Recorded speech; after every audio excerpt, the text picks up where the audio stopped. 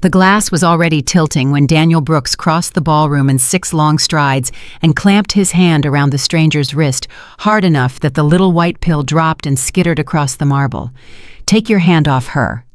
Behind him, the most powerful woman in Chicago was slumped over a hotel bar too far gone to know she'd nearly been walked out a service door by a man she'd shaken hands with an hour earlier. Daniel was nobody, a single father in a rented suit, and the woman he'd just saved could end him with one phone call.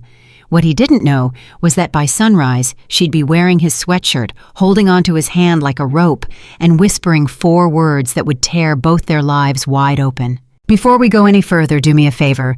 Drop the name of the city you're watching from in the comments so I can see how far this story has traveled tonight. And if you believe a good man's small decision can change everything, hit subscribe and stay with me to the end.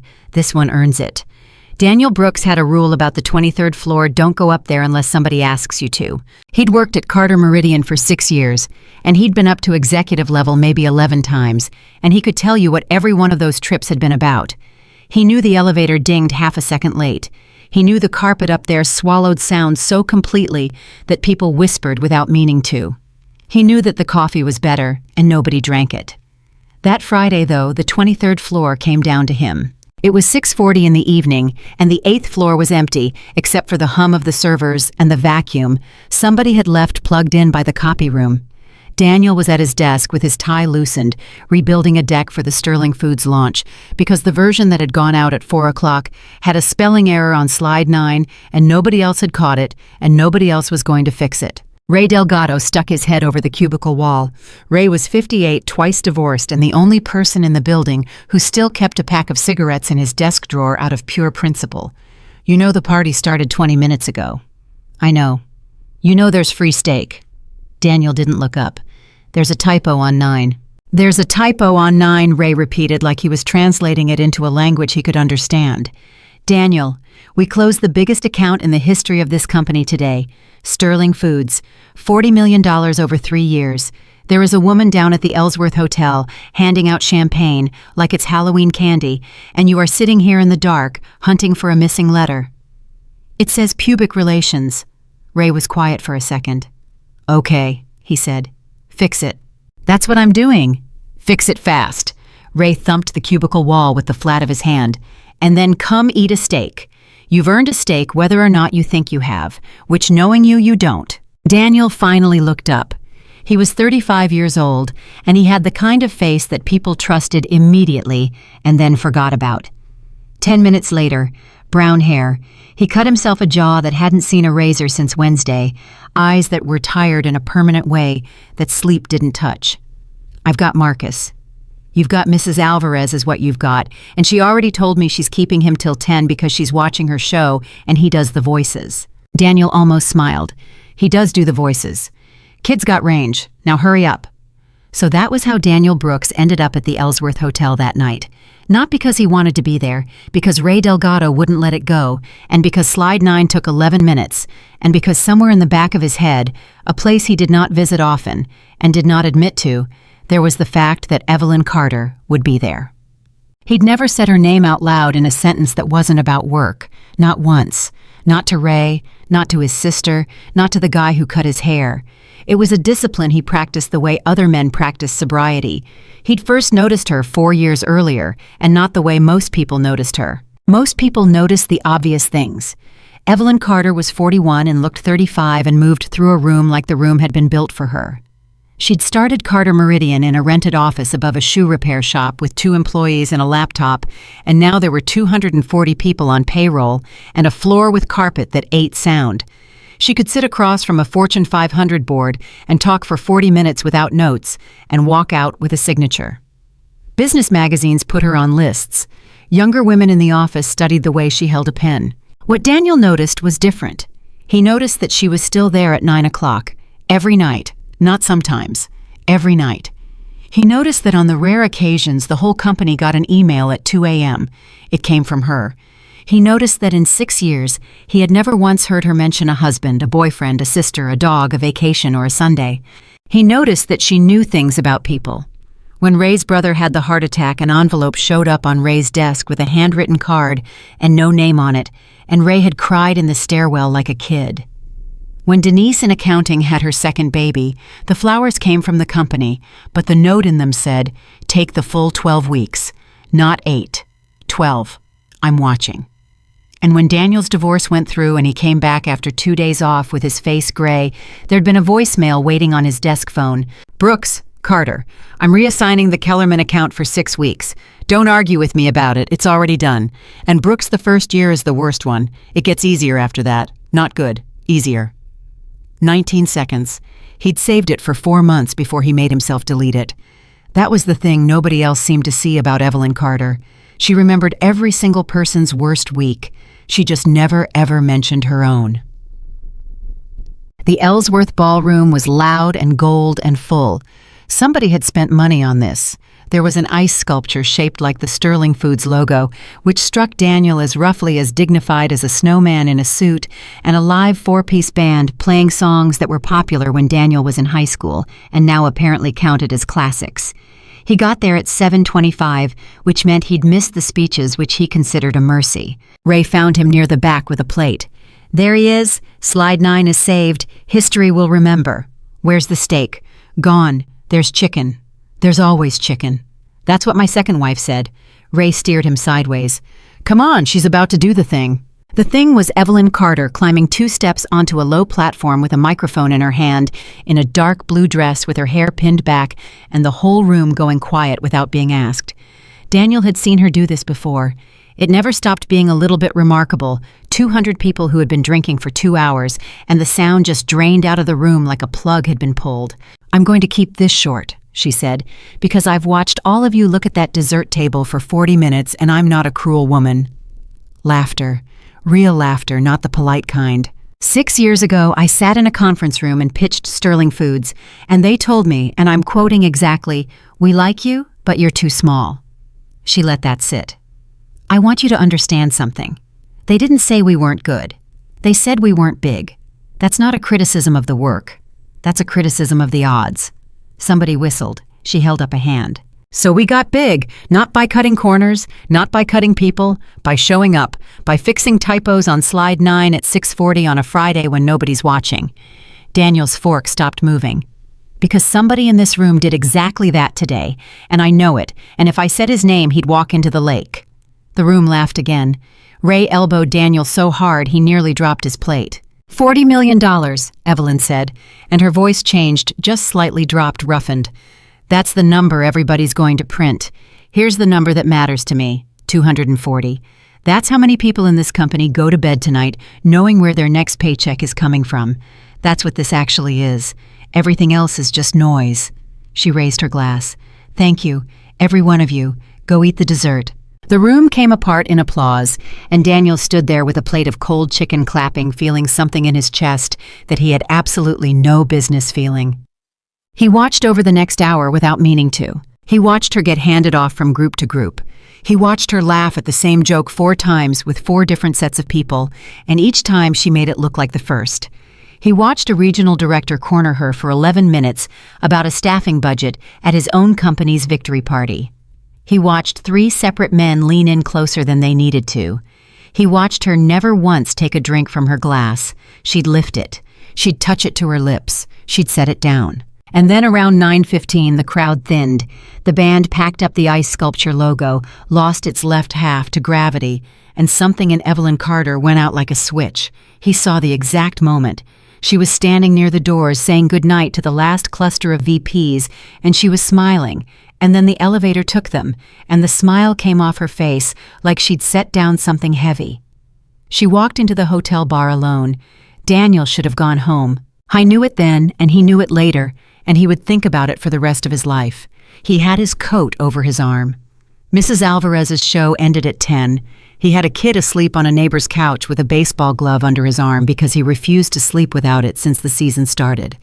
Instead, he went to the bar to get a glass of water before the drive, and he sat 2 stools down from the most powerful woman he'd ever met, and he did not say a word to her. She noticed him anyway. She noticed everything. "Brooks. Miss Carter. Slide 9. He kept his eyes on the bar. It was a bad typo. It was a catastrophic typo. She turned her glass in a slow circle on the wood. I read it on my phone at 5:52 and I laughed so hard I had to close my office door. And then I thought somebody's going to catch that.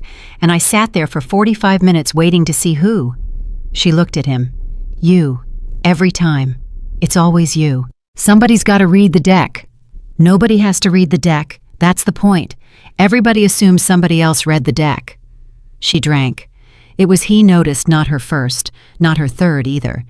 You know what my whole job is, my entire job, 23 floors of it, standing in a room full of assumptions and being the only person who checks. That sounds exhausting. She laughed a short one more air than sound. Don't do that. Do what? Be perceptive at me. I'm not braced for it. The bartender young guy name tag said. Tommy refilled her glass without being asked, and Daniel watched him do it and felt something small and cold turn over in his stomach. Big night, Daniel said. Biggest night. She lifted the glass. 6 years I chased Sterling. 6 years. Do you know what I gave up for 6 years? No, ma'am. Neither do I. That's the funny part. I can't itemize it. I just know the account is closed and I've got nothing to spend the money on. She turned toward him, and her eyes were glassy, but her voice was still perfectly, terrifyingly clear. My mother died 3 years ago tonight. Did you know that? Daniel set down his water. No, he said quietly. I didn't. Nobody does. It's not in the calendar. I don't put it in the calendar. She smiled at nothing. She never understood what I did for a living, not once, 20 years. She'd tell her friends I worked in advertisement singular, like there was just the one and I was in charge of it. Her voice cracked in the middle of the word one, and she covered it by drinking. I was in Dallas when it happened.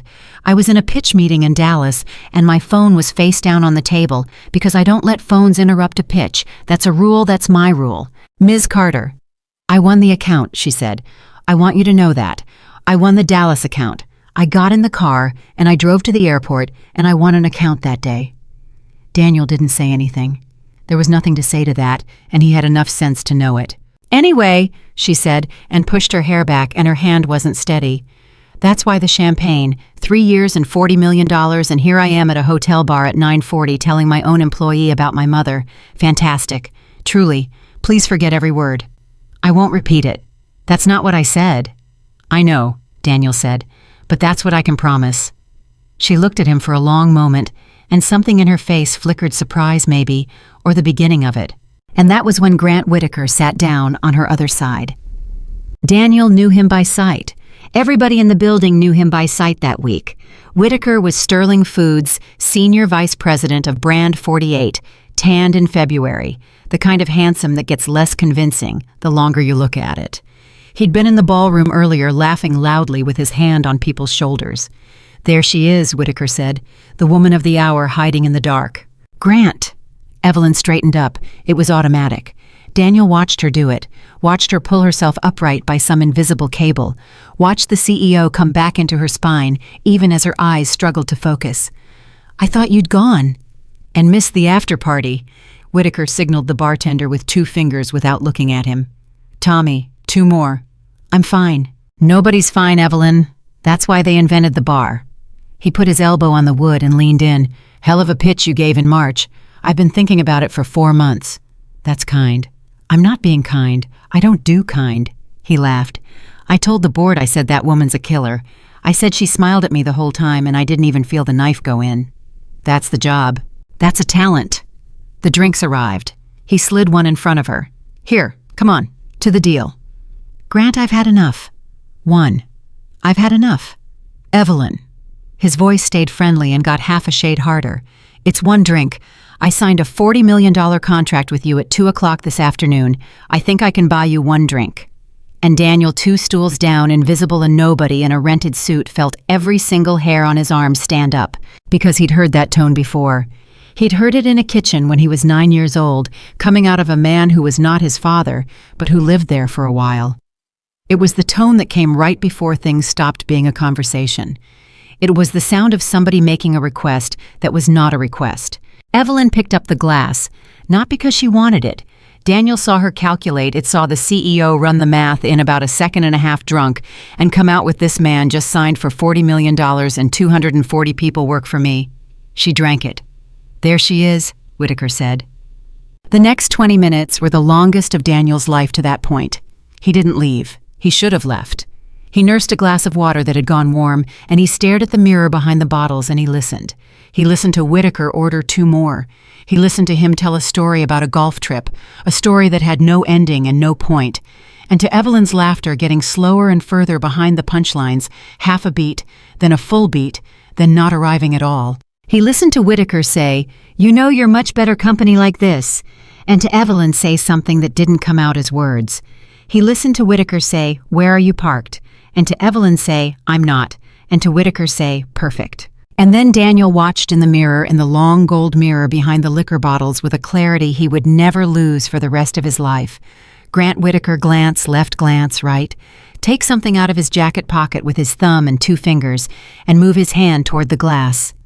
Daniel was off the stool before he decided to be. He didn't remember crossing the space. He remembered the sound his own chair made going over. He remembered that his hand closed around Whitaker's wrist, and that the wrist was thicker than he expected, and that he squeezed hard enough to feel tendon, and that a small white tablet dropped out of Whitaker's fingers, bounced once off the bar, and rolled onto the marble floor. "Take your hand off her." The whole bar stopped. There were maybe 9 people in it. All 9 of them turned. Whitaker's face went through 4 expressions in 2 seconds, shock, outrage, calculation, and then a smooth, oily innocence that was somehow the most sickening of all. "Get your hands off me. Who the hell are you?" "Daniel Brooks. I work for her." He hadn't let go of the wrist. "Tommy, don't touch that bar. Nobody wipes that bar." The bartender stood frozen with a rag in his hand. Yeah. "You're out of your mind," Whitaker said. "That's an aspirin. Then bend down and pick it up and eat it." Nobody moved. "Bend down," Daniel said, "and pick it up, and eat it, in front of everybody, and I'll apologize on my knees and you can have my job." Whitaker's jaw worked. His eyes flicked to the door, to the mirror, to the little white circle on the marble, and something behind them collapsed and reassembled as fury. "You just made the biggest mistake of your life." "Maybe." Daniel let go of him finger by finger. "Get out. You have no idea who I am." "I know exactly who you are." Daniel's voice didn't rise. That was what people talked about afterward. Tommy the bartender told the story for years and always said the same thing. The guy never raised his voice, not once. "I've known who you are since I was 9 years old. Get out." Evelyn had her hand on the bar. She was trying to stand up and she couldn't quite manage it, and she was looking back and forth between the 2 men like a woman surfacing from deep water. "Daniel," she said. It was the first time she had ever used his first name. "It's all right," he said without looking away from Whitaker. "You're all right." Whitaker got off the stool. He buttoned his jacket. He looked at Evelyn and he smiled, and the smile was the worst thing in the room. "Congratulations on the account, Evelyn," he said. "Let's see how it holds up." And he walked out through the lobby, unhurried like a man leaving a restaurant he intended to return to. The next 40 minutes were logistics, and Daniel handled them the way he handled everything, quietly, in order, without asking anybody for permission. He got the hotel's night manager, a compact woman named Yolanda Reyes, who had been doing that job for 19 years and needed exactly 1 sentence to understand the situation. He got the pill into a clean cocktail napkin folded and into a bar glass, and Yolanda put the glass in the hotel safe and wrote the time on a form. "Cameras?" Daniel asked. "3, she said. 2 on the bar, 1 on the lobby door. I'll pull it tonight and I'll hold it. You want the police?" Daniel looked at Evelyn. She was sitting with both hands flat on the bar, breathing carefully, eyes closed. "Ms. Carter," he said gently, "do you want to call the police?" "No." It came out immediately, and it came out like a reflex. "No. No police." "Ma'am." "Do you know what happens?" She opened her eyes. They were red. "Do you know what happens to a woman's CEO in a police report at a hotel bar?" "I do. I've watched it happen to 2 women I know. It doesn't matter what the report says. It matters what the headline says, and the headline says drunk." Her voice broke on it. "It always says drunk." Yolanda Reyes and Daniel Brooks looked at each other over her head. 19 years and 6 years, and neither of them had a good answer. "Then we hold it," Yolanda said. "That's all. We hold the glass and we hold the tape, and if you ever want them, they're here. No expiration date." "Thank you," Daniel said. "Don't thank me. Thank whatever made you look up."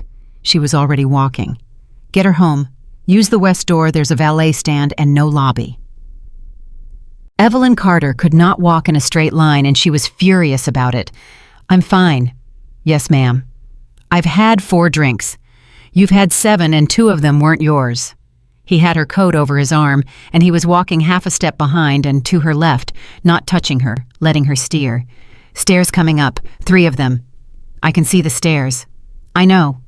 She took the first one, and her heel went sideways, and Daniel's hand was under her elbow before she'd finished falling. She stood there for a second, holding onto a stranger's forearm in a hotel lobby, and Daniel felt her go absolutely rigid, and then all at once felt the fight go out of her, the way a rope goes slack. "Okay," she said very quietly. "Okay." "Yes, ma'am." "Don't call me ma'am, not tonight, please." "Okay."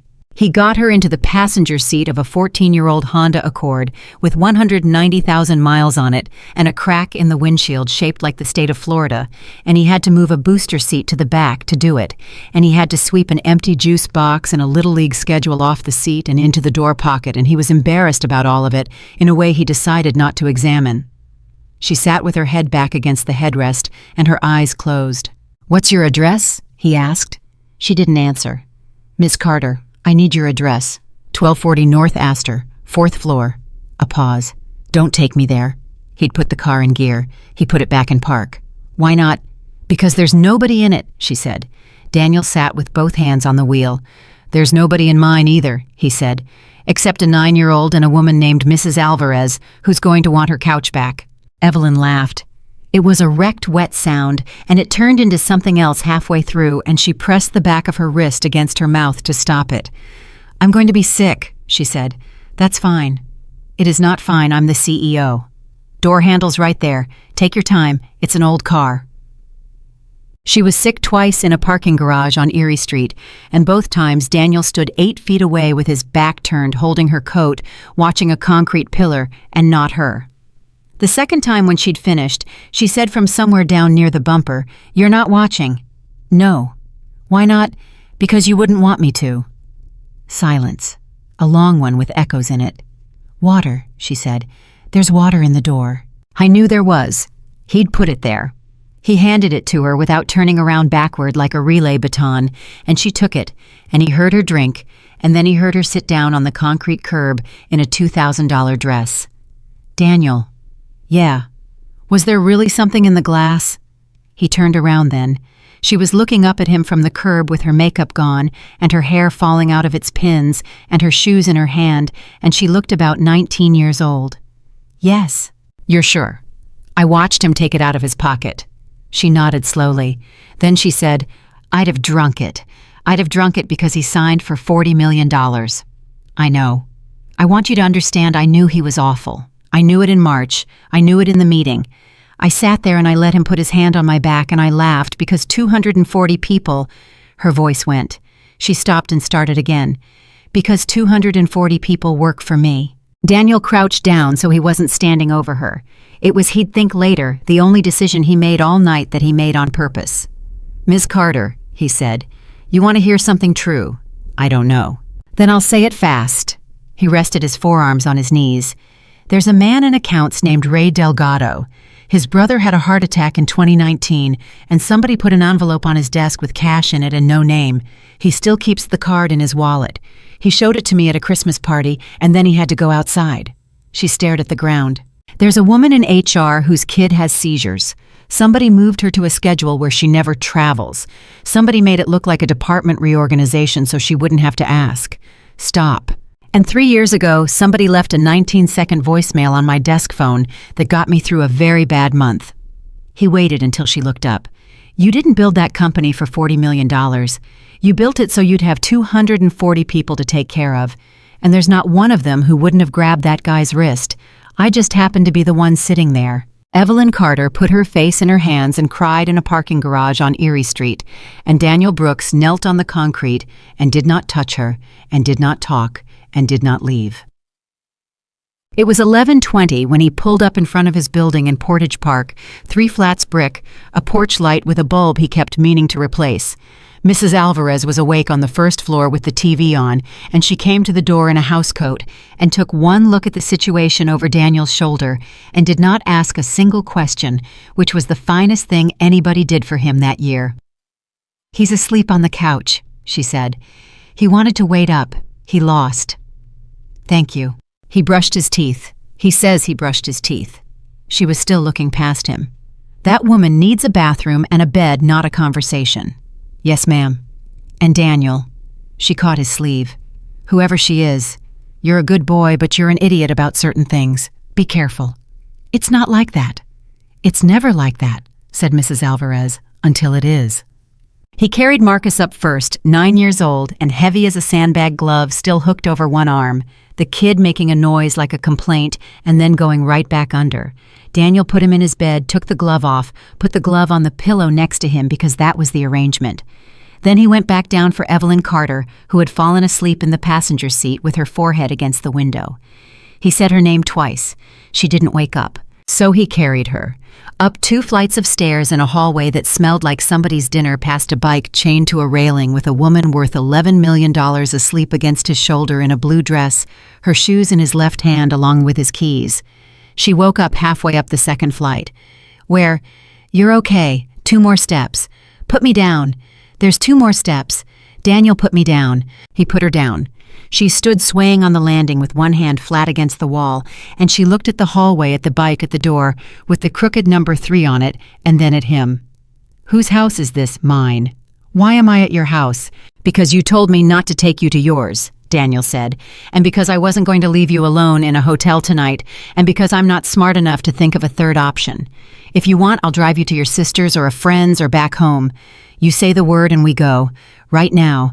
I'll wait in the car till you're inside." Evelyn stood in the hallway of a 2-bedroom walk-up in Portage Park, 41 years old.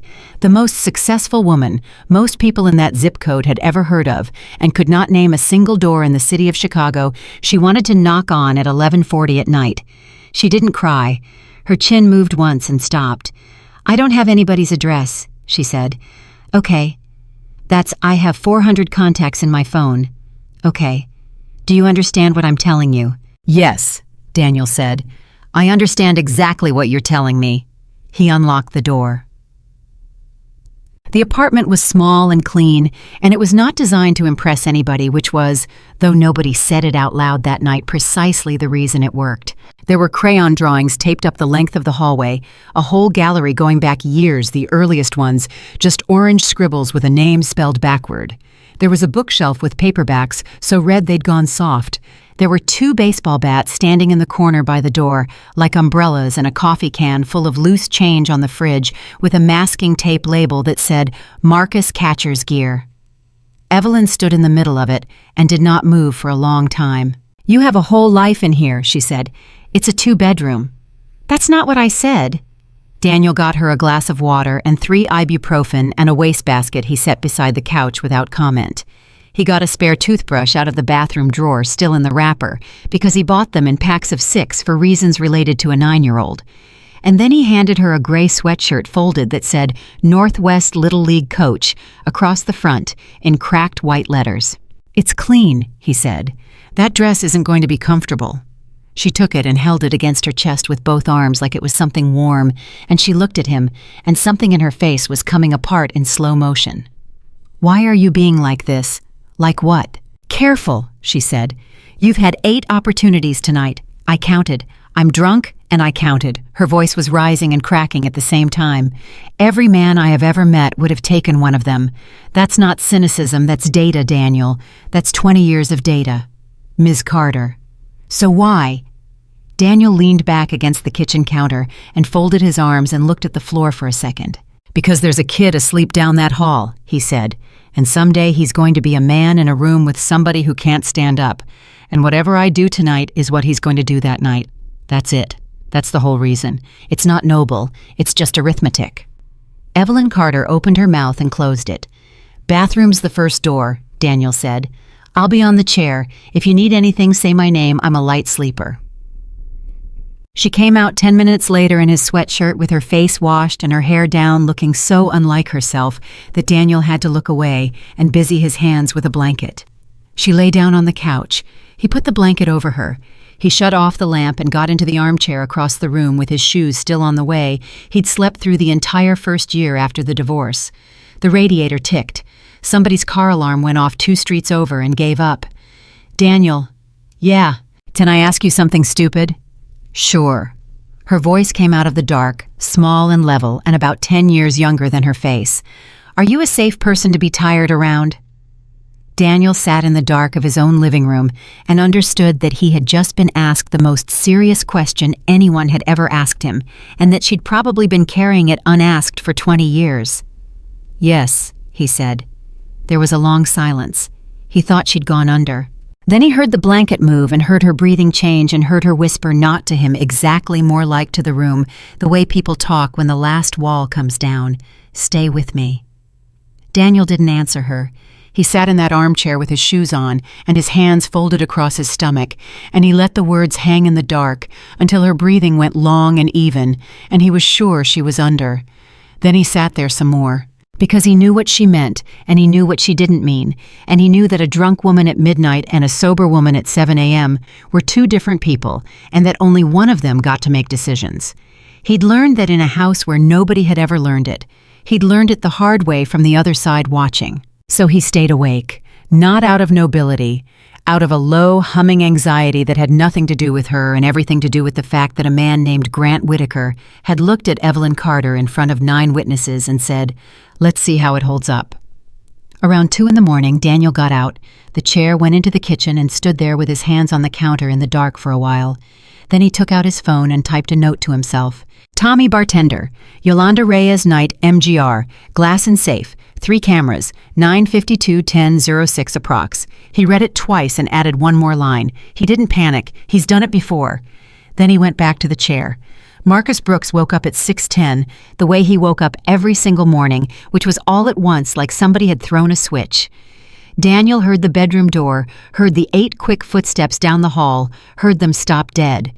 He was out of the chair before his eyes were fully open. Marcus stood at the end of the hallway in pajama pants and a Cubs t-shirt, with his hair standing straight up on one side, looking at the couch. "Dad? Hey, bud. There's a lady on the couch." "There is. Is she dead?" "She is not dead." "Okay." Marcus considered this with the seriousness of a 9-year-old who had recently learned that adults will lie to make things easier. "Is she your girlfriend?" "No." "Is she Mrs. Alvarez's daughter?" "No." "Then who is she?" Daniel crouched down so they were eye level, which was a thing he did about 40 times a day and had done since the kid could walk. "She's my boss." Marcus's eyebrows went up so far they nearly left his face. "You have a boss. Everybody has a boss." "Does she have a boss?" "No," Daniel said. "That's kind of the problem." Marcus absorbed that. Then in a stage whisper that could have been heard from the street, "Why is she wearing your coach shirt?" "Because she had a bad night and I gave it to her. And here's the thing." Daniel put a hand on his son's shoulder. "She's a grown-up who had a hard day, and grown-ups get embarrassed about that, which is stupid, but that's how it is. So when she wakes up, you're going to be normal at her. You're not going to ask her 40 questions. "How many questions?" Two. Two good ones." Marcus's jaw set. Daniel watched his son do the exact thing his ex-wife used to do with her mouth when she was negotiating, and felt the small permanent ache that came with that. 4, Marcus said. 3 and you make the coffee." "I don't know how to make coffee."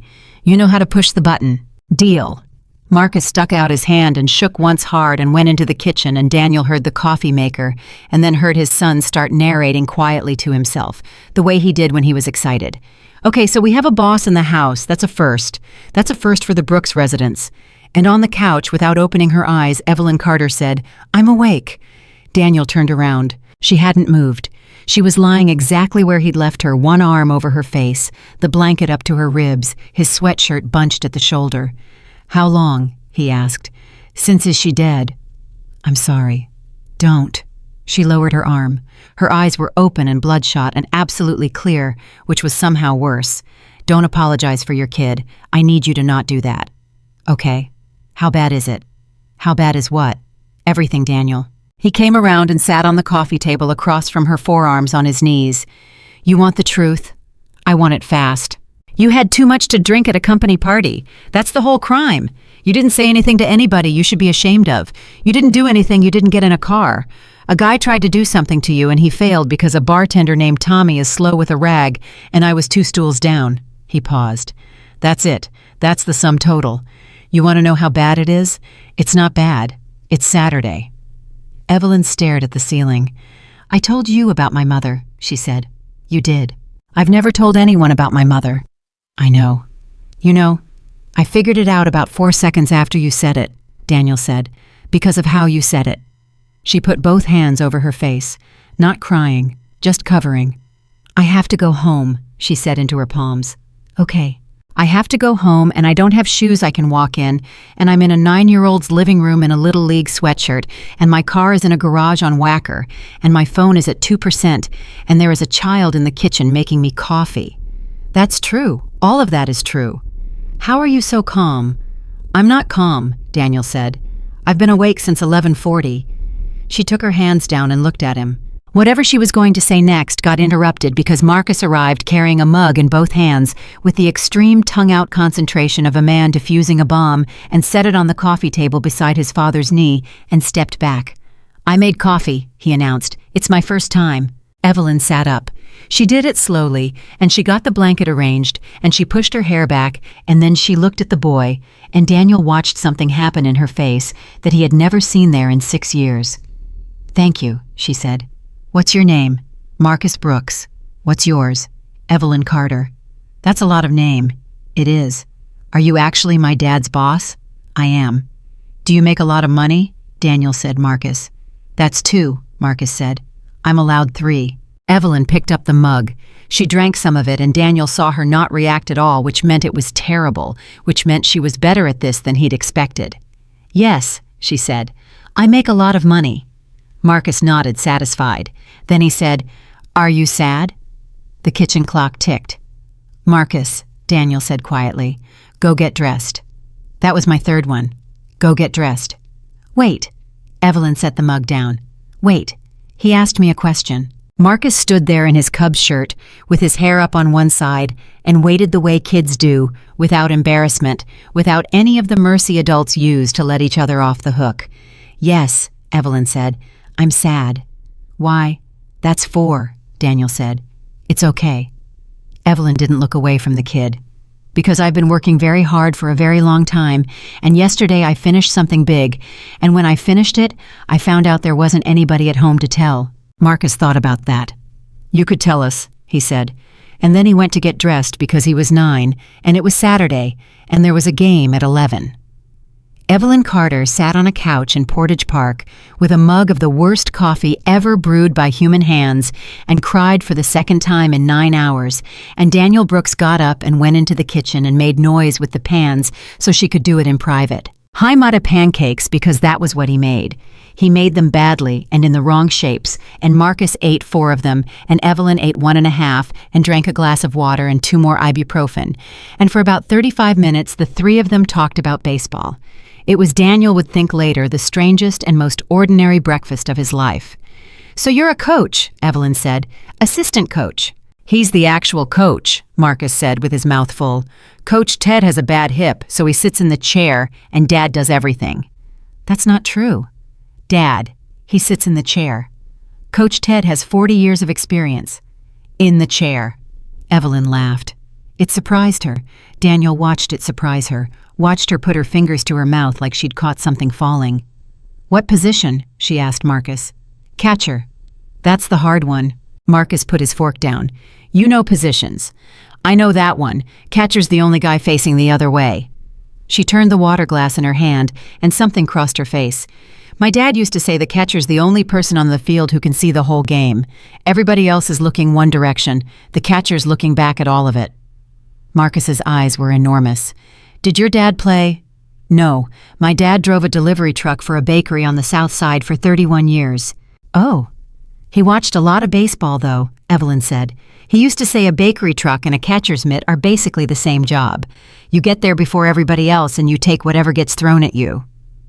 Daniel stood at the sink with a spatula in his hand and did not move. Because in 6 years he had never heard Evelyn Carter mention a father. Not once. Not in an all-hands, not in a profile, not in a bio. He'd read the Cranes piece on her twice. It said self-made. It said no safety net. It said absolutely nothing about a bakery truck on the South Side. Marcus, who did not know he was witnessing anything, said, "That's a good saying," and went to find his glove. Evelyn didn't look up from the water glass. Nobody knows that either, she said. I gathered. It's not a secret. It's just... She stopped. You know what happens when you tell a room full of investors that your dad drove a truck? They love it. They love it so much. It becomes the whole story. Suddenly you're not a strategist, you're a nice narrative about bootstraps, and the number they'll invest goes down 11%, because now you're a person instead of a machine. Her jaw tightened. So you stop saying it, and then one day you realize you haven't said his name out loud in 4 years. What was it? She looked up. Frank, she said. Frank Carter. Frank Carter, Daniel said. Bakery truck, 31 years. Why are you repeating it? So there's 2 of us who know it. Evelyn Carter put her hand flat on the table and looked at it for a while. Mrs. Alvarez took Marcus to the field at 10:15 because Mrs. Alvarez had been taking Marcus places since he was 4 and had a folding chair in her trunk and opinions about umpires. She looked Evelyn up and down in the doorway with frank, unhurried assessment, and Evelyn, who had stared down a Sterling Foods board without blinking, actually stood up straighter. You'll want a shower, Mrs. Alvarez said. Towels are in the hall closet, not the bathroom. He never remembers to tell people that. Thank you.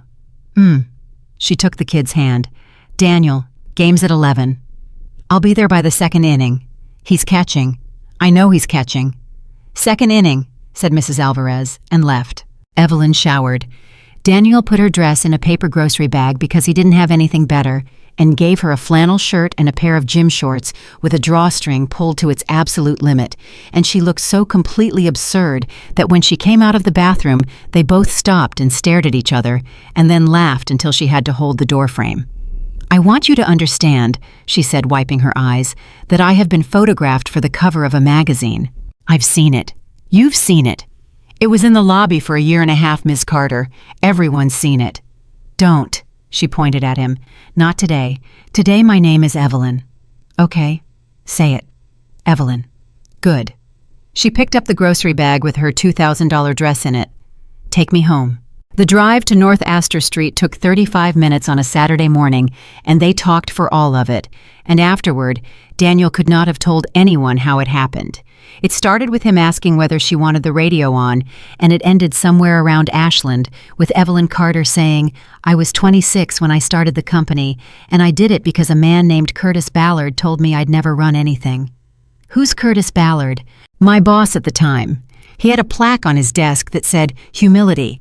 He gave a very good speech about mentorship at a conference in Milwaukee. She watched the buildings go by. He kept me off the Prescott pitch for 2 years and then used my deck, word for word. He didn't even change the headline font. What did you do? I resigned in a 2-line email, and I opened an office above a shoe repair place on Belmont with $11,000, which was every dollar I had, and I did not sleep properly for 6 years. She said it flatly. And here's the thing nobody understands. I don't hate Curtis Ballard. I've never hated him. I need him. He's the engine.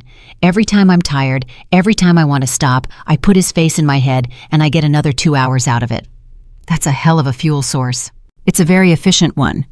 It's also going to kill you. She turned her head. Excuse me. I said it's going to kill you. Daniel kept his eyes on the road. You want me to say it nicer? I can't. I've been up all night. You've known me for 14 hours. I've known you for 6 years. You just met me last night. Evelyn opened her mouth and then closed it and turned back to the window, and for 8 blocks, neither of them said anything. Then she said quietly, It's already killing me. I know. I get chest pain. Since March. I've had 2 EKGs and a stress test and a cardiologist named Ruben Ito, who is very kind to me and who told me in April that my heart is in perfect condition and my nervous system is at war with it. She laughed without any humor. He gave me a pamphlet. There's a pamphlet, Daniel. I run a company with a 9-figure valuation, and a man handed me a pamphlet. What did it say? Consider reducing sources of chronic stress. Huh. Yes. Did you consider it? I put it in a drawer, she said, and I closed the drawer, and I went to a meeting. They pulled up on North Astor Street at 10:20 in front of a building with a green awning and a doorman named Alvin, who came out to the curb and looked at the 14-year-old Honda with the Florida-shaped crack, and then looked at Evelyn Carter getting out of it in a flannel shirt and gym shorts, and to his eternal credit said nothing whatsoever except, Morning, Ms. Carter. Morning, Alvin. She stood on the sidewalk with the grocery bag under her arm and did not go in. Daniel got out and stood on the other side of the car with the roof between them because he'd decided somewhere around Chicago Avenue that there was going to be a distance and that he was going to be the one to hold it. "Thank you," she said. "You don't have to." "I do, actually. I've been trying to construct the sentence since Ashland and I can't, so it's just going to be that. Thank you." "You're welcome." "Daniel." She hugged the bag tighter. "What happens Monday?" "Monday, you're the CEO and I'm on 8. "That's not what I asked." "I know it's not." He put his hands on the roof of the car. "But it's the only answer that doesn't cost you something, so it's the one I'm giving." Evelyn Carter stood on the sidewalk in front of her own building and looked at him for a long moment, and Daniel understood with total unhelpful clarity that if he came around the front of that car right now, everything would change, and that she wanted him to, and that she would regret it by Tuesday, and that she'd never say so. He stayed where he was. "Go on up," he said. "Drink some water. Eat something with salt in it." "That's it. That's it. You're infuriating." "I've been told." She got 3 steps toward the awning and turned around. "The pill," she said. "In the safe. Yolanda Reyes. She wrote the time on a form. It's not going anywhere." "He's going to do something." "Yes," Daniel said. "He is." "You're sure?" "Evelyn." It was the first time he'd used it without being told to. A man who carries that in his jacket to a business party isn't improvising. He's got a routine. And last night somebody broke the routine in front of 9 people. He shut his car door. He's not embarrassed. He's inconvenienced. That's a different animal. Lock your door and answer your phone. He got the call at 4:40 on Sunday afternoon, standing at a picnic table at the Little League field with a cooler full of orange slices. "Daniel." Her voice was wrong, flat and fast. "Where are you, ball field? What happened?" Sterling Foods filed a formal notice of dispute at 3 o'clock on a Sunday. Their general counsel emailed it to my board, my CFO, and my personal address simultaneously. They're alleging billing irregularities on the media buys going back 18 months, and they've suspended the contract pending internal review. Daniel put the orange slices down. "Say the number." $40 million, plus they're referencing material misrepresentation, which is a phrase you use when you're building toward fraud without saying fraud. Who signed it? Their GC, but the internal review is being led by their SVP of brand. A pause. "Grant Whitaker." Somebody's kid hit a double. There was cheering. Daniel walked away from the fence. "How fast can you get your board on a phone?" "They're already on a phone. That's why I'm calling you from a stairwell."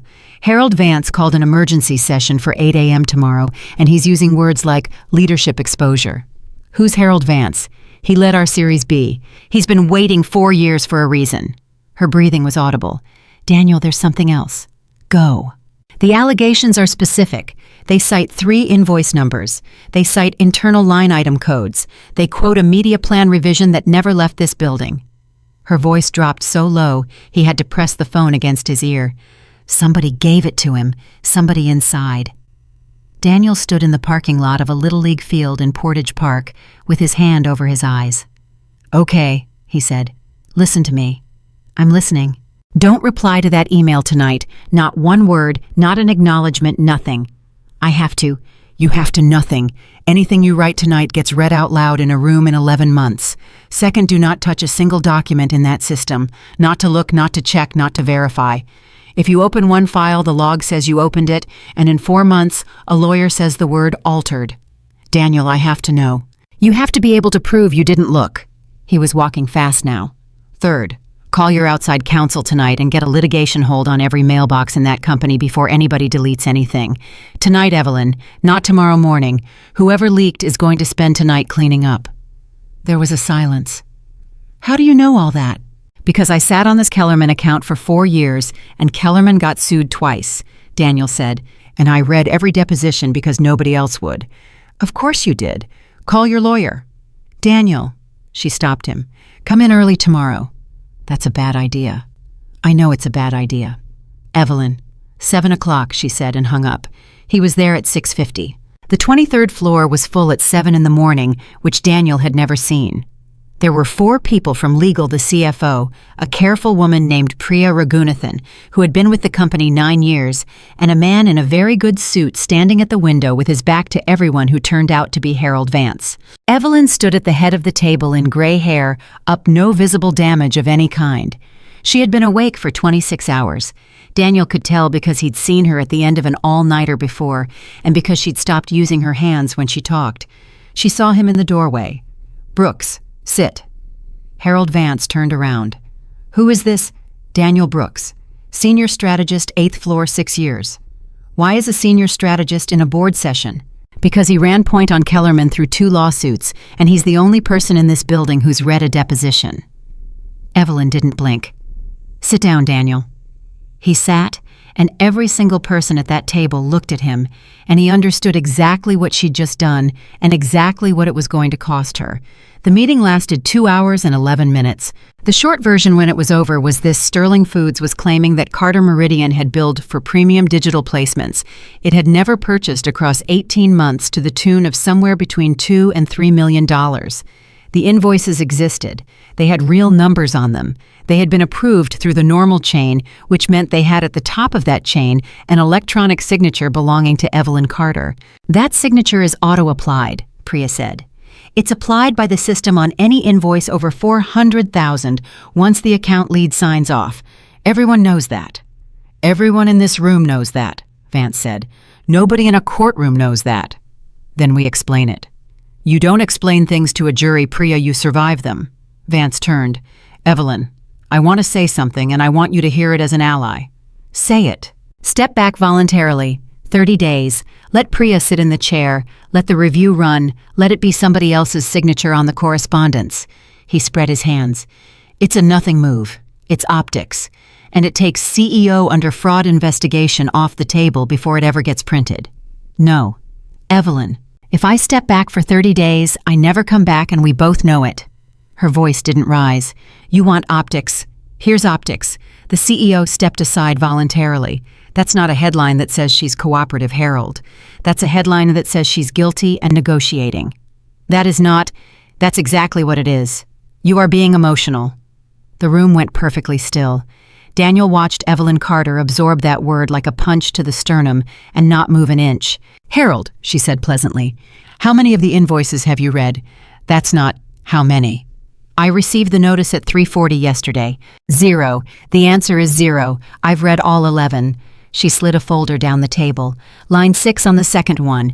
The placement code is BQ 4400. That's a code we retired in March of last year. It doesn't exist anymore. It hasn't existed for 16 months. Which means the invoice Sterling Foods is holding up as evidence of fraud was generated from a template that was archived before the invoice was dated." She let that land. "That's not a billing irregularity. That's a manufacture." Priya Raghunathan sat up so fast her chair squeaked. "Say that again."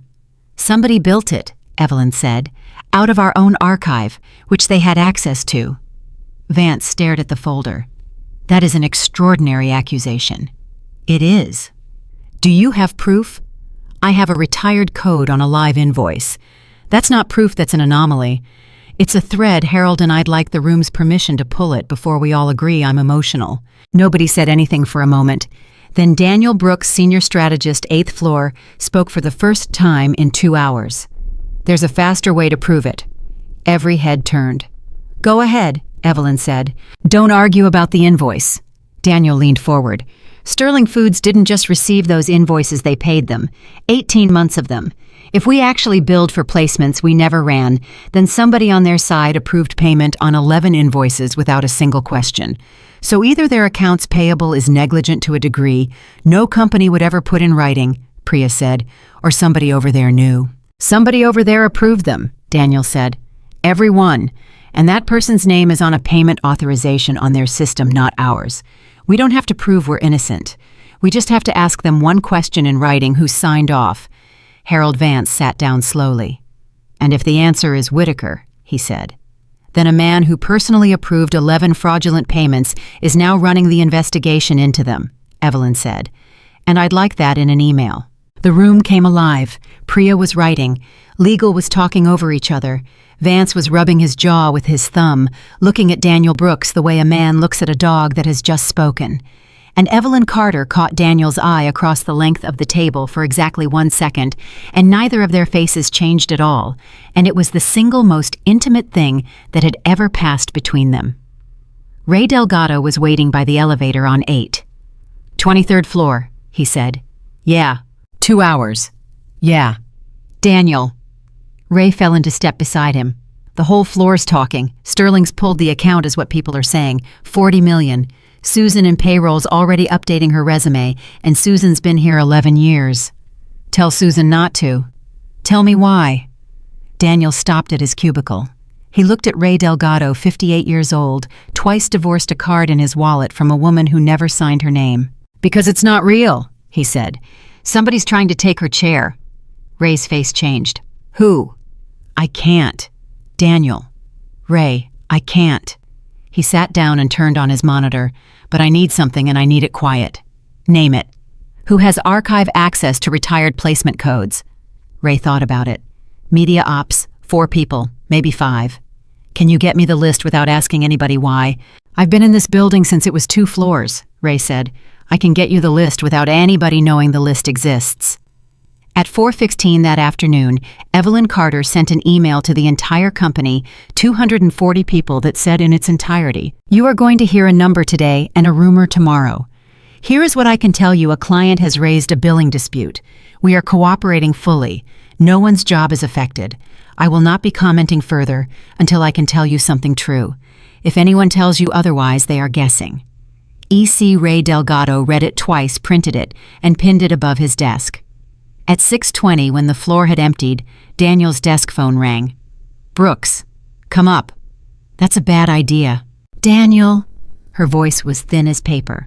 "Come up." She was standing at the window with the lights off and the whole city on.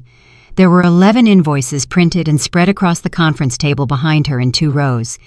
"They answered," she said, "already." Their general counsel replied at 5:52 to say that the identity of the approving officer is internal to Sterling Foods and not relevant to the dispute. She didn't turn around.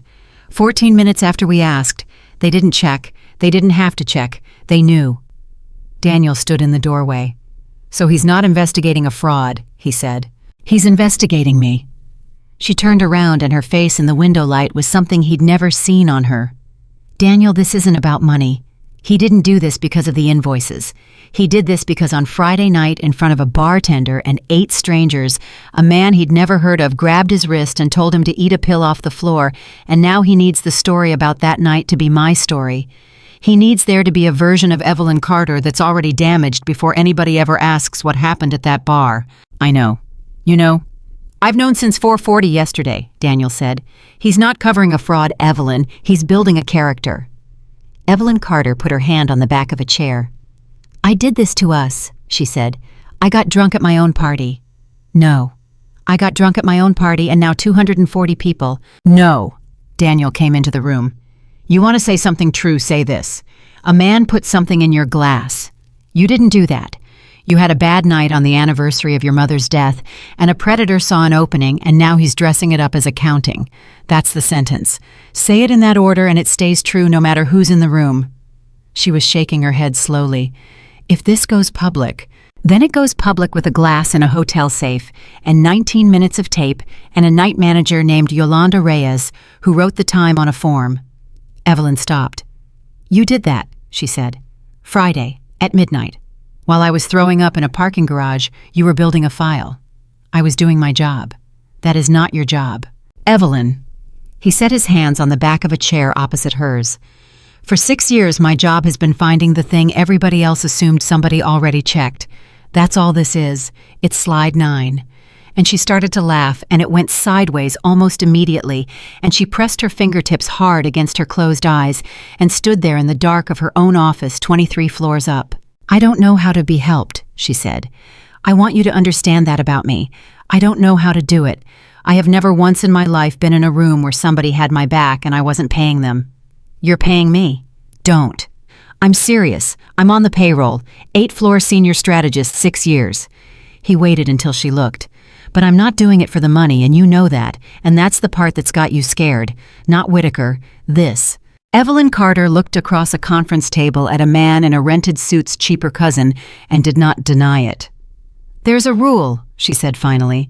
"In the handbook, page 41, I wrote it." "I know. I read it Saturday night." "Of course you did." "Twice," Daniel said. "Then you know what it says." It says an executive can't have a personal relationship with anyone in their reporting line, which is everyone, which is all 240. Yes, I know. Then you know that whatever this is, Evelyn said, and her voice finally cracked all the way through, there is no version of it that doesn't cost one of us everything. The building hummed. 23 floors down, a truck went by. Then we don't do it, Daniel said. Not now. Not with him holding a match. Right now, I'm the guy on 8 who reads depositions and you're the CEO, and that's all anybody gets to see because the second it's anything else, he doesn't need an invoice anymore. He's got a story. Evelyn nodded once and turned back to the window so he couldn't see her face. Go home to your son, she said. Evelyn, go home, Daniel. He got as far as the elevator before his phone buzzed. Ray Delgado, 6:41 p.m., no greeting, just 5 names and a line underneath.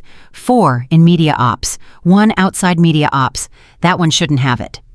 Daniel read the 5th name and stood there while the elevator opened and closed and went away without him. The 5th name was Colleen Ashby. Daniel stood in front of a closed elevator for a full minute reading it, and then he pushed the button again and rode down and drove home without turning on the radio. Colleen Ashby had been Evelyn Carter's executive assistant for 9 years. Everybody in the building knew her. She was 51. She wore reading glasses on a chain. She kept a tin of butterscotch candies on the corner of her desk that had been refilled roughly 4,000 times. And if you needed 20 minutes with the CEO, Colleen Ashby was the person who decided whether you got them. When Daniel's mother died in 2021, the flowers that came to the funeral home had a card in Colleen's handwriting. He sat in his car outside his own building for 20 minutes without going in. Then he went upstairs, and Marcus was at the kitchen table with a worksheet and a pencil he'd chewed to splinters. Dad, what's a synonym for brave? Courageous. That's too long. Bold. That's 4 letters. Marcus wrote it. Where were you? Work. You're always at work now. Daniel sat down across from him. That's true. It's going to be like that for a couple weeks. Why? Because somebody at my job is telling a lie about somebody else, Daniel said, and I'm trying to figure out who. Marcus looked up with total interest. Like a detective, like a guy with a spreadsheet. That's way worse. It's much worse. Do your worksheet. Marcus went back to it. Then without looking up, is it about the boss lady? Daniel didn't answer right away. Yeah, he said, it's about her. Is she okay? No, Daniel said, but she's going to be. He did not call Evelyn that night. He thought about it 11 times, and he didn't do it because he knew what would happen if he said that name to her at 9 o'clock at night with no proof in his hand. She'd defend Colleen, and then she'd have said it out loud, and then she'd have to be a person who'd said it. Instead, he called Ray Delgado. You saw it, Ray said. I saw it. I've known Colleen Ashby since she started. So has everybody. Daniel, that woman drove my sister to chemo twice when I was in Milwaukee. I know. So what are we doing? We're not doing anything on a guess, Daniel said. Can you pull system access logs on the archive without going through IT? No. Okay. But Wendell in IT owes me $1,100 from a fantasy league in 2018, Ray said, and he knows I know. They had it by 10 the next morning. Ray came around the cubicle wall and didn't say anything, just set a single printed page face down on Daniel's desk and stood there while Daniel turned it over. 2 entries, both on the archive server, both under Colleen Ashby's credentials. The first was a retrieval of a deprecated invoice template at 7:41 on a Wednesday evening in June. The second was a bulk export of 18 months of media buy line codes at 7:58 the same night. 7:41, Ray said. You know what's at 7:41 on a Wednesday? Nothing. Nobody's in this building at 7:41 on a Wednesday, except that woman upstairs and whoever's waiting for her. Daniel folded the page and put it in his inside pocket. Where are you going? 23. Daniel. Ray caught his arm. Whatever's about to happen up there, remember it's a person. Whatever she did, she's a person. I know that, Ray. Yeah, well, Ray let go. So does she. That's what's going to be hard about it. Evelyn Carter read the page twice, standing up without touching the desk. Then she set it down and said, No. Evelyn. No. This is wrong. This is somebody using her credentials. She was already moving toward the door. Her password is on a sticky note under her keyboard. It's been under her keyboard for 9 years. It says Ashby 1975, and I've told her 40 times, Evelyn. Anyone in this building could... Evelyn. She stopped with her hand on the doorframe. I'm not saying she did it, Daniel said. "I'm saying her name is on it, and that's a fact, and we're going to find out what it means." "You don't understand." She turned around. Her voice had gone somewhere he hadn't heard it go, not in a parking garage, not in the dark of that same office. "When my mother died, that woman flew to Cleveland, on her own money. She sat in a funeral home in Cleveland for 2 days with people she'd never met because I couldn't because I got there late. She stood at the door and she shook hands and she said, 'I work with her daughter 400 times. Her chin was moving. "She's the only person who's ever seen the whole thing, Daniel. She's the only one." Daniel stood very still. "Then we go ask her," he said. "Ourselves. Before legal, before Vance, before anybody. You and me in a room. And if it's true, then you'll know before they do, and you'll get to decide what happens instead of being told." Evelyn Carter closed her eyes. "Get her," she said. "Don't say why." He got as far as the elevator lobby when his phone rang from a number he didn't know. "This is Daniel." "Mr. Brooks." The voice was warm, easy, pleased with itself. "Grant Whitaker." Daniel stepped into the empty stairwell and let the door shut behind him. "How'd you get this number?" "Your company directory is a PDF on your own website. It's been there since 2019. A little laugh. "Somebody should catch that. You seem like a catcher of things." "What do you want?" "To apologize." "Say it again." "I want to apologize," Whitaker said. "Friday night I'd had a hell of a lot to drink and I behaved in a way that gave you the wrong impression. And I've thought about it all weekend and I want to make it right. That's all. That's the entire call. You put something in her glass. I took an antacid out of my pocket, Mr. Brooks, and a man I'd never met put his hand on me in a public place." The warmth didn't waver an inch. "But you know what, I'm not going to argue with you. I'd rather do something better than argue. Let me ask you something. What do you make? Excuse me. What's your salary ballpark?" "We're done." 92.5, Whitaker said. I looked.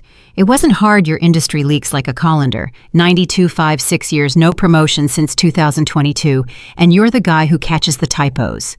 A pause perfectly measured. Sterling Foods is standing up an in-house brand group in Q1, director level, 215 base, 15% bonus, 4 weeks. I could have an offer in your inbox by Friday, and it would be a completely legitimate offer for a completely legitimate job because you're good, Mr. Brooks. That's the funny part. You're actually good. Daniel leaned his shoulder against the stairwell wall. And in exchange, nothing, not one thing. There's no exchange. Whitaker sounded almost hurt. There's just a fact, which is that a director at Sterling Foods can't very well be a witness against Sterling Foods, and everybody understands that without anybody saying it, which is why nobody's going to say it, including me, including now. You've done this before. I've hired people before. No, Daniel said. The other thing. You've done the other thing before. That's what I keep coming back to. You didn't sweat. 9 people looked at you, and you had a sentence ready in under 2 seconds. Nobody's got a sentence ready in 2 seconds the first time. The line was quiet. You've got a son, Whitaker said. Daniel didn't move. Say the next part. There's no next part. It's a compliment. It's a hard thing raising a kid alone in this city on 92.5, and I admire it, and I'd like to make it easier. Warm, reasonable, almost kind. Northwest Little League, isn't it? My nephew played in that division. Nice fields. Daniel stood in a concrete stairwell on the 23rd floor with his pulse in his ears and understood completely that he was talking to something that had never once in its life been told no by a person who could afford it. Mr. Whitaker. Grant. Mr. Whitaker, I want you to hear this the way I'm saying it without any heat in it. Daniel's voice came out level. Friday night, there were 3 cameras in that bar. There's a night manager named Yolanda Reyes, who's been doing that job 19 years, and who put a cocktail glass in a hotel safe at 11 minutes after 10 with a form in it that has the time on it. There's a bartender who watched the whole thing, and there's me. Silence. That's not a threat, Daniel said. I don't threaten people. I've got a kid who copies everything I do. That's just the inventory. And you should know it exists before you say one more word about a ball field. The pause went on a long time. 92.5, Whitaker said and hung up. Daniel sat down on the stairs. Colleen Ashby came into the conference room at 11:20 with her reading glasses pushed up in her hair and a legal pad because she never went anywhere without a legal pad, and she stopped when she saw that the blinds were closed and that Daniel Brooks was standing against the far wall. What's this? Sit down, Colleen, Evelyn said. Evelyn, what's... Please sit down. She sat. She put the legal pad on the table and squared it with the edge, which was a thing Daniel had watched her do 100 times in 100 meetings.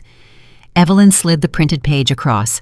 Colleen Ashby looked at it for 4 seconds, and then without a single word, she took her glasses out of her hair, folded them, set them on the table, and put both hands flat on either side of the page.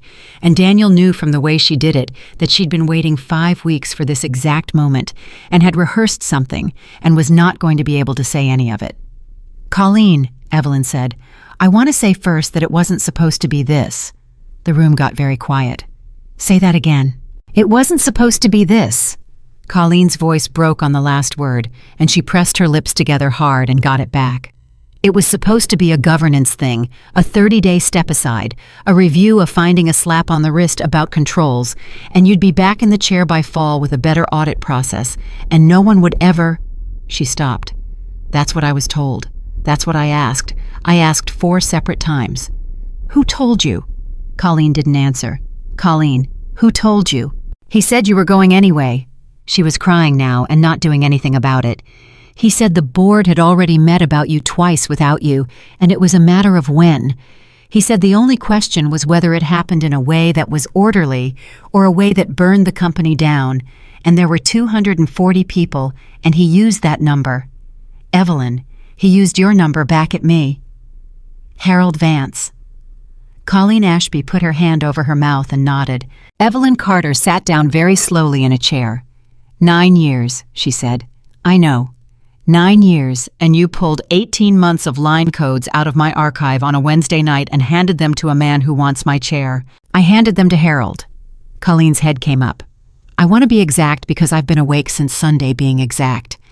I gave Harold Vance an export and an old template because he told me the board's audit committee needed to model historical exposure and couldn't request it formally without triggering a disclosure. That's what he said.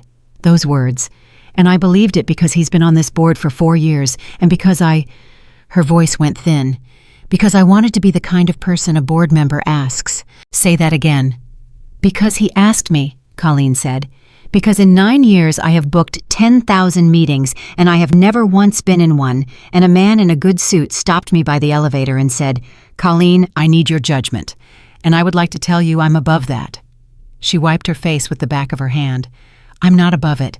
That's the whole thing. That's the entire crime. I'm 51 years old and I got flattered."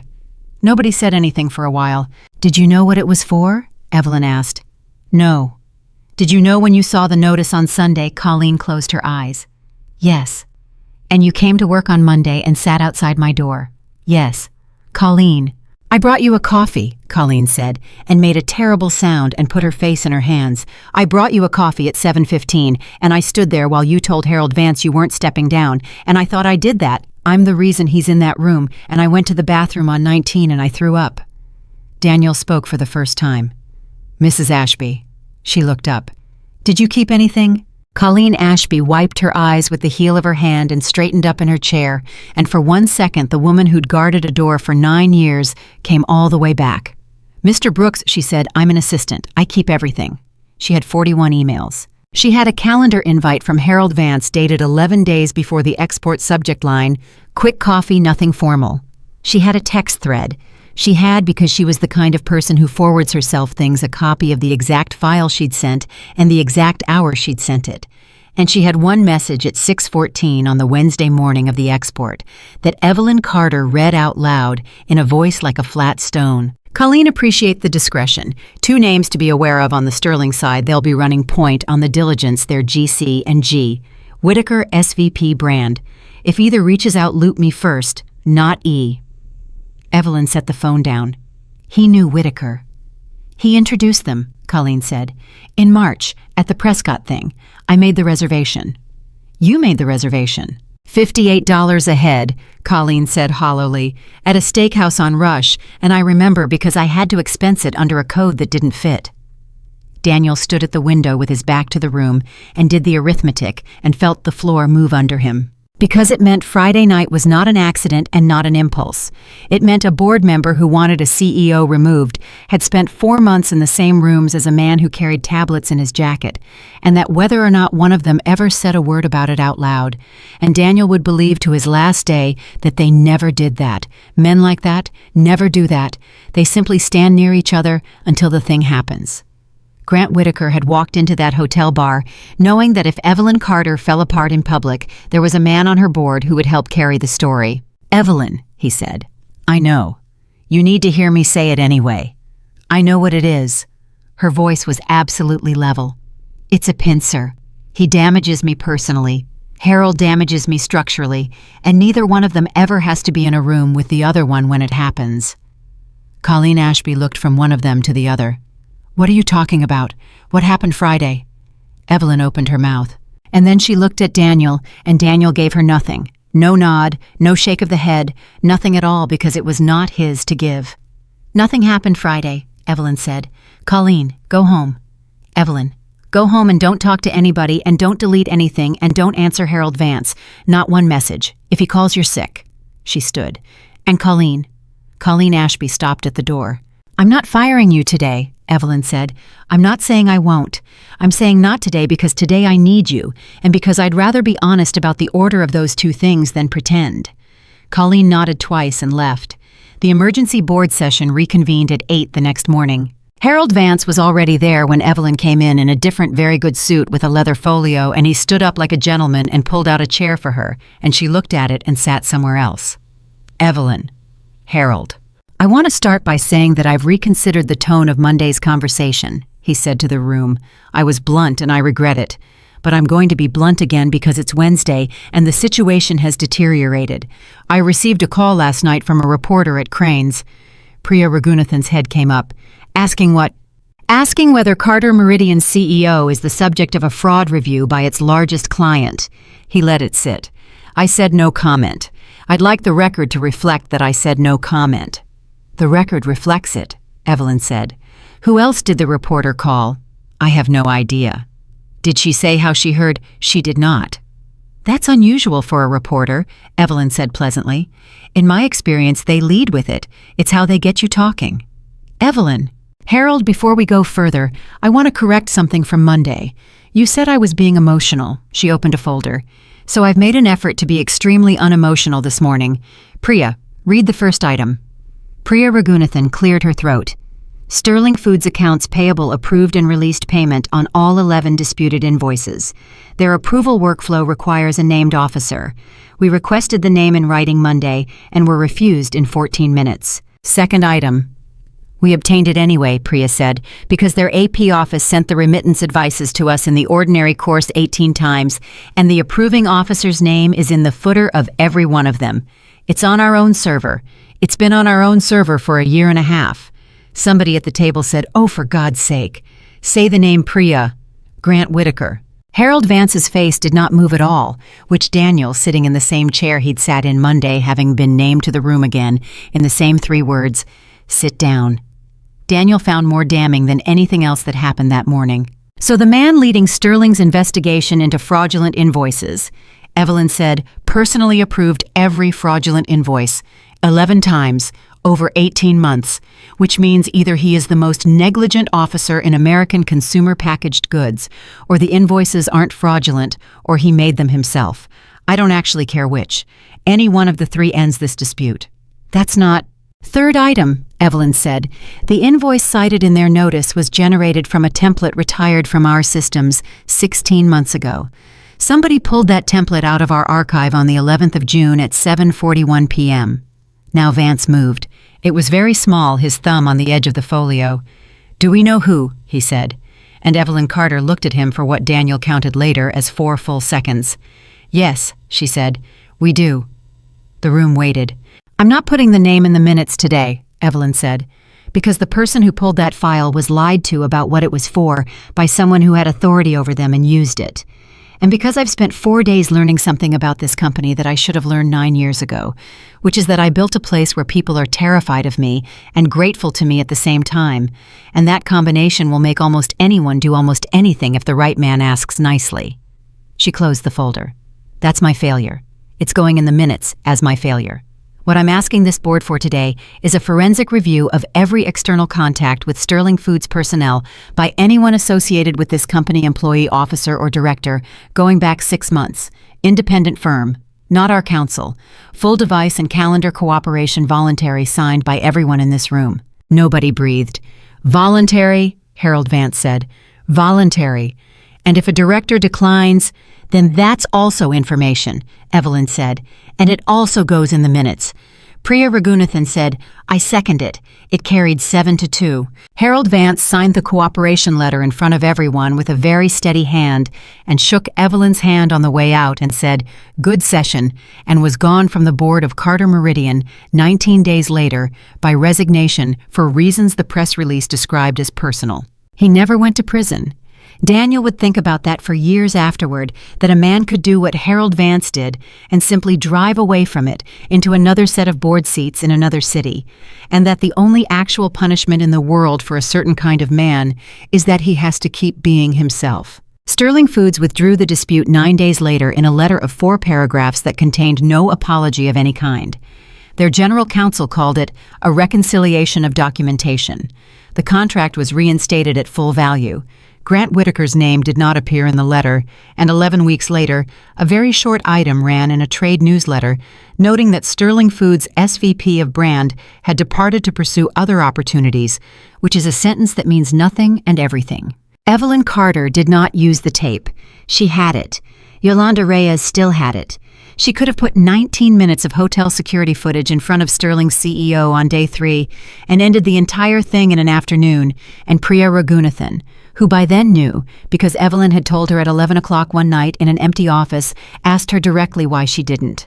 Because then it's the story, Evelyn said, forever, whatever else I ever do, and because the second I use it as leverage, it stops being what happened to me and starts being an asset, and then I'm the one who's decided it was worth $2 million. She'd shaken her head. It's not a card. I'm not playing it as a card. And if he does it to somebody else? Evelyn was quiet a long time. Then it's still there, she said, in a safe, with the time written on a form, and when she comes forward, and she will, Priya, they always do, it just takes years. There'll be a woman she's never met with 19 minutes of tape saying, I believe you, here's proof you're not first. The Thursday it ended, Evelyn Carter came down to the 8th floor. The whole floor stopped. 240 people worked in that building, and not one of them could remember the CEO walking out of an elevator on 8 without a reason.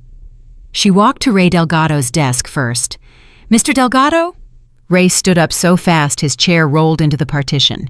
Miss Carter, you called a man in IT about a fantasy football debt. Ray's face went through several colors. That's... Wendell told legal. Legal told me. Legal is upset. Evelyn put out her hand. Thank you. Ray Delgado shook the hand of the woman whose card had been in his wallet since 2019 and could not say a single word. Then she went to Daniel's cubicle, and everybody on the 8th floor pretended very hard to be looking at something else. Brooks, Ms. Carter, 20 minutes, upstairs. The blinds were open this time. That was the first thing he noticed. In 6 years, he'd never seen that office in daylight with the blinds open and nobody else in it. It's over, she said. I know, Priya sent the note. Priya sent the note to the company. I'm telling you. She stayed standing. There's a version of the last 3 weeks where I lose everything I've built, and the only reason there isn't is that a man on the 8th floor read 11 invoices. Nobody asked him to read and knew what a remittance footer was. You found the retired code. I didn't find that. Daniel, I mean it. You found it. You'd been up for 26 hours, and you found a placement code on line 6, and everybody in that room was talking about optics. He shrugged. I want that on the record, too. Evelyn Carter looked at him and then looked away out the window, and Daniel watched her arrange something in her head and take a breath. I'm offering you a job, she said. Okay. Don't say okay yet. Sit down. He sat. Meridian Public is a subsidiary, she said. Nonprofit and municipal accounts. Hospital system, school districts, the transit authority. It bills a fraction of what the commercial side does, and it's the reason I can sleep on the nights I sleep. It's run by a woman named Ann Boyer out of the Wells Street office, and Ann is 63, and she's retiring in 14 months, and she has told me twice that she has no successor. Evelyn. Deputy Director, 160 base, which is not a favor. It's the band, you can look it up. Anne reports to a subsidiary board, not to me. She said the last part carefully, like a person setting down something breakable. I have no operational authority over Meridian Public. I can't promote you, I can't review you, I can't fire you, and I can't protect you. My name is nowhere in your reporting line. It's not a loophole. Legal built it, and legal hates me. Daniel sat with his hands on his knees. You planned this. I asked Priya to look at it on the 6th. The 6th? That's 2 days after. Yes. Evelyn. He looked at the floor. Say the whole thing. Don't make it a job. She was quiet. If you stay on 8, she said, then every single thing that happens between us for the rest of our lives is something I did to an employee. That's what it is. It doesn't matter what's true. I could love you for 40 years, and every person who ever hears about it will hear it as the CEO and the guy on 8, and the day I die, somebody will write it that way, and... Her voice caught, and she pushed through it. And worse than that, Daniel, is that you would never know. Not really. You'd never know if you got a thing because you earned it or because you were mine. And I have watched what that does to a person. I watched Curtis Ballard do it to 3 women with less than that. Daniel didn't move. And if I take it, he said, then in 6 months when somebody sees us at a restaurant, the story is that the CEO moved a guy to a subsidiary so she could date him. That's the story, Evelyn. It's the same story. Yes. So it doesn't fix anything. It doesn't fix the story, Evelyn said. Nothing fixes the story. There's no arrangement of facts on this earth that stops people from saying what they want to say about a woman my age and a man your age. She finally sat down across from him, not behind the desk. It fixes the truth. That's the only thing I get to control. In 2 years when it's hard, and it will be hard, I'm difficult, and I work too much, and I have a cardiologist who hands me pamphlets, and I need to be able to look at each other and know that not one single thing in your career came out of my hand. That's what this is. It's not romantic. It's the least romantic thing I've ever done. Daniel looked at the offer letter on the desk between them and did not pick it up. There's a problem, he said. Tell me. Marcus, I know. No, you don't, and I'm not saying that to be cruel. He leaned forward. Wells Street is a 40-minute commute. His school's in Portage Park. He's got a game or a practice 4 days a week from March to July, and I'm the guy who drives the van.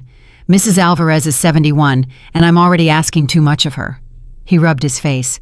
And underneath all of that, there's a thing I've never said out loud to anybody. Say it. 9 years ago, his mother left. Daniel's voice stayed flat. She didn't do anything dramatic. She just decided she wanted a different life, and she was honest about it, which people always say is the kindest way, and it is not. And that kid has spent 9 years watching the door. He looked up.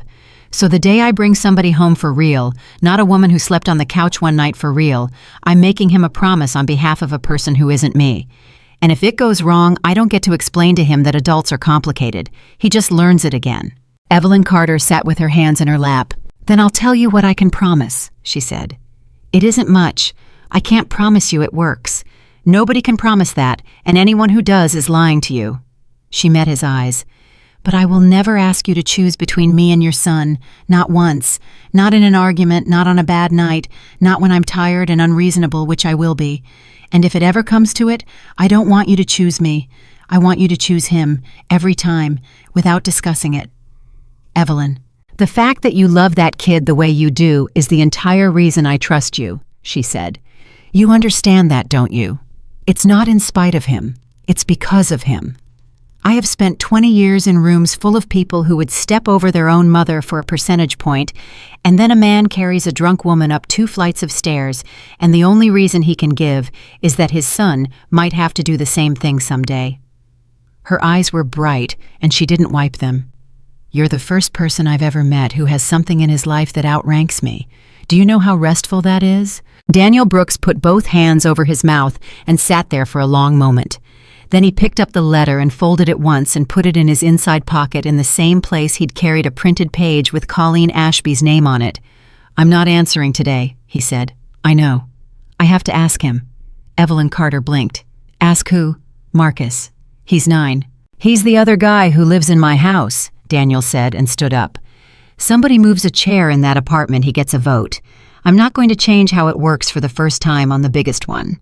and he was almost at the door when she said his name, and he turned around, and Evelyn Carter, who had faced down aboard a client and a man who wanted her chair in the space of 9 days, without her voice shaking, once said, "Daniel, what if he says no?" "Then I stay on 8, Daniel said, "and you and I never happen, and I'll be all right, and you'll be all right, and that'll be the end of it." "You'd do that?" "Evelyn," he said, "that's the thing you said you trusted." He asked him that night at the kitchen table over a frozen pizza that had come out of the oven 11 minutes late because Daniel had forgotten to set the timer twice. "Marcus, I need to talk to you about something, and I need you to not be 9 about it." Marcus put down his slice.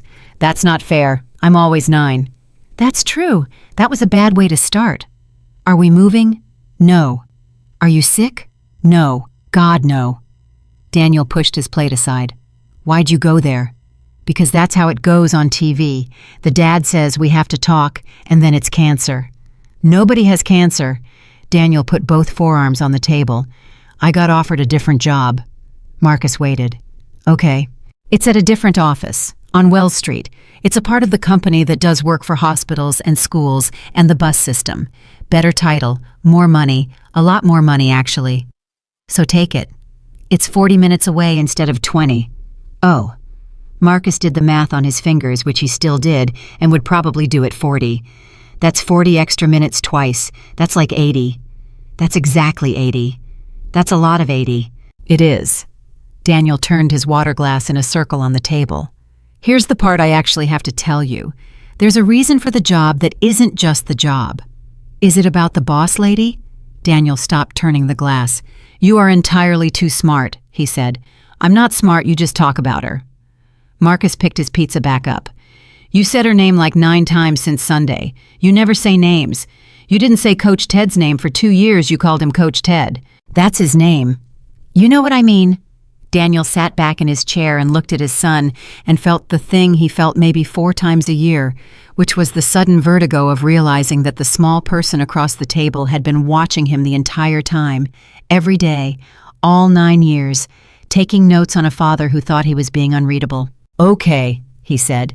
"Here it is straight. I like her. She likes me. And we can't do anything about that as long as she's my boss, because that's not fair to anybody, and because the rules say so, and because they're good rules. So if I take this job, she isn't my boss anymore, and then it could be a real thing." He held his son's eyes. "And if it's a real thing, then she's in this house. Not once. Not for a night. In it. Birthdays, Christmas, bad days." Marcus chewed. His face did nothing at all, which Daniel recognized with a small internal collapse as his own face. "Do you want me to say it's fine?" Marcus asked. "No, because I could say it's fine." "I know you could. You're the best in the world at saying it's fine." Daniel's voice went rough. "That's why I'm asking you at the table with the pizza and not in the car, because in the car you'd say fine and look out the window and I'd take it and I'd be a coward." Marcus set the crust down. He looked at it for a while. "Is she going to leave?" he said. There it was. Daniel had known it was coming from the second he sat down, and it still went into him like a nail. "I don't know," he said. "That's not the answer. It's the true one. If I tell you no, I'm making a promise with somebody else's mouth, and I'm not doing that to you. Not ever again." "Again," Daniel breathed out. "When you were 8 months old," he said, "I told you every night that our family was going to be exactly the way it was forever. I said it about 400 times. You don't remember it. I do. And I was wrong, and I'd said it like it was a fact, and I have thought about that for 9 years. Marcus was quiet. "I don't remember her," he said finally. "I know. Like it all. I remember the couch, the green one. I don't remember her on it." He said it flatly, like a kid reporting a score. "Sometimes I say I remember stuff because you look happy when I do." Daniel put his hand over his mouth. "Bud," he said, "it's not sad." Marcus shrugged. "It's just true. Everybody at school has this thing where their mom's somewhere. Mine's just not a place. It's more like a word." "Marcus, so I don't care about that part," his son said. "That's what I'm trying to say, and I'm saying it bad. I don't care about a mom. I've got Mrs. Alvarez, and I've got you, and I've got Coach Ted in the chair." He looked up. "I care that you're going to be sad again." The refrigerator hummed. Somewhere below them, a door slammed and a bike got dragged over a threshold. "Say the rest of it," Daniel said. "When she left, you were sad for a really long time." Marcus's chin was doing something. I was little, but I'm not stupid. You did the thing where you sat in the chair with your shoes on. You did it for like a year. And I used to come out at night and you'd be sitting there and you'd say, "Go back to bed, bud," and you'd smile with your mouth. He wiped his nose with his wrist. You did the chair thing again last week, with her on the couch. I saw you from the hall. Daniel Brooks sat at a kitchen table with a 9-year-old and could not speak. "So that's my question," Marcus said. "Not is she going to leave. If she leaves, are you going back in the chair?" It took Daniel a long time. "Probably for a while," he said. "Okay, but not a year. And I'd tell you it was happening instead of smiling with my mouth. And you and I would be fine, because you and I are the part that doesn't change. That's not a promise about her. That's a promise about us, and that one's mine to make, so I'm making it." Marcus considered this with tremendous seriousness. Then he nodded once. "Okay," he said. "I have conditions." "Of course you do." 3. Naturally 3. 1. She has to come to a game, a real one, not a practice, and she has to stay the whole time even if we're losing because we're going to be losing. Marcus counted on his fingers. 2. She's not allowed to buy me stuff for like a month. Ricky Delgado's stepdad bought him a Nintendo before he even met him, and now Ricky has to be nice to him forever and he hates it. That's very good. That's number 3. No. Marcus's ears had gone red. 3 is she has to know I'm not going to call her mom, ever, not even when I'm old, because that's a whole different word and it's not hers, it's not anybody's, and I don't want anybody to ask me about it in like 4 years and get sad about it. Daniel got up, went around the table, and pulled his son out of the chair and held on to him. "Deal," he said into his hair. "All 3. I'll tell her tonight." "Dad, you're squishing." "I know." "Dad, give me a second, bud. I'm having a whole thing." He called her at 9:40, standing on the back porch with the door cracked so he could hear the apartment. "It's me. How did it go?" He voted yes. There was a sound on the other end of the line that Daniel had never heard Evelyn Carter make. "He has terms," Daniel said. "He has terms 3. Read them to me." "You've got to come to a game and stay the whole time even when we lose, and we will lose. No presents for a month because presents make a kid owe you. And nobody's ever going to ask him to call you mom. Not now, not in 20 years, because that word belongs to somebody else, and he doesn't want anybody sad about it later." The line was silent for a long moment. "Evelyn, I'm here." Her voice was wrecked. Give me a second. I'm in my kitchen.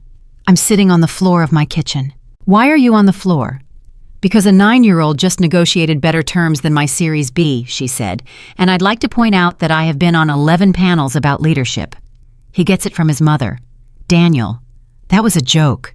"It was a terrible joke," Evelyn said, and started to laugh, and it went wet almost immediately. "Tell him yes, all 3. Tell him I said yes without negotiating, which he should know is the only compliment I know how to give." High gave his notice on 8 the next morning, and Ray Delgado took it worse than anyone. Wells Street. Wells Street. That's not even a real office that's 4 rooms over a bank. It's 6 rooms. 6 rooms. Ray put down his coffee. "Daniel, you're the best strategist on this floor, and you're going to go make posters for the bus. I'm going to run the accounts that keep hospitals open. Don't do the noble voice at me. I invented the noble voice." Ray looked at him for a second. "Is it her?" Daniel didn't answer. "It's her," Ray said. "Ray." "Hey, hey!" Ray held up both hands. "I'm not asking. I'm 58 years old. I've been divorced twice, and I know what a man looks like when he's about to do something inconvenient on purpose." He picked his coffee back up. "I'll tell you what I told my nephew when he joined the Navy. It's the wrong decision, I'm proud of you, and if you need somebody to yell at somebody, you call me first." "That's a good speech." "I've had it ready since Monday," Ray said. "Now go say goodbye to Susan in payroll before she cries on my desk again." The last thing he did on the 8th floor at 5:50 on his final Friday was fix a typo on a deck he wasn't going to be around to present. He didn't tell anybody. He just found it and fixed it and closed the file, and Ray Delgado, watching from the next cubicle, saw him do it and had to go stand in the stairwell for a minute. Colleen Ashby resigned 11 days after the board session. She did it in writing formally with 2 weeks' notice and a transition memo of 11 pages covering things nobody but her had known for 9 years, which vendors invoiced in arrears, which board member's wife's name was Bitsy and not Elizabeth, which conference rooms had the bad phone. Evelyn read it twice and then went out to the desk with the butterscotch tin on it. I'm not accepting this. You have to. I don't have to do anything, Colleen. I own 31% of the company. Evelyn. Colleen took her glasses off. Sit down for a second. Nobody's here. Evelyn sat on the edge of the desk, which she had never done in 9 years. I've thought about it every night, Colleen said, and here's where I land. If I stay, then every single time you have to make a decision about anything sensitive, there's going to be 1/2 second where you think about June 11th. Not because you're cruel, because you're a person. She folded the glasses and set them down. And I'd rather leave with you thinking well of me than stay and watch you get careful around me. I've watched you be careful around people. It's the worst thing you do. You didn't do it for money. That doesn't matter. It matters to me. It matters to you, Colleen said. It doesn't matter to the fact. She reached over and squared her legal pad against the edge of the desk one last time. I gave a man on your board the tools he needed because he made me feel important for 4 minutes by an elevator. And you're going to say it was manipulation, and it was, and I'm still the one who opened the file. Evelyn Carter sat on the edge of a desk with her hands in her lap. You went to Cleveland, she said. Colleen's face broke. I would go again, she said. Tomorrow. I know. Evelyn, I would go tomorrow. I know. Evelyn reached over and took her hand, which she had also never done in 9 years. Where are you going? Northwestern Memorial, Patient Services.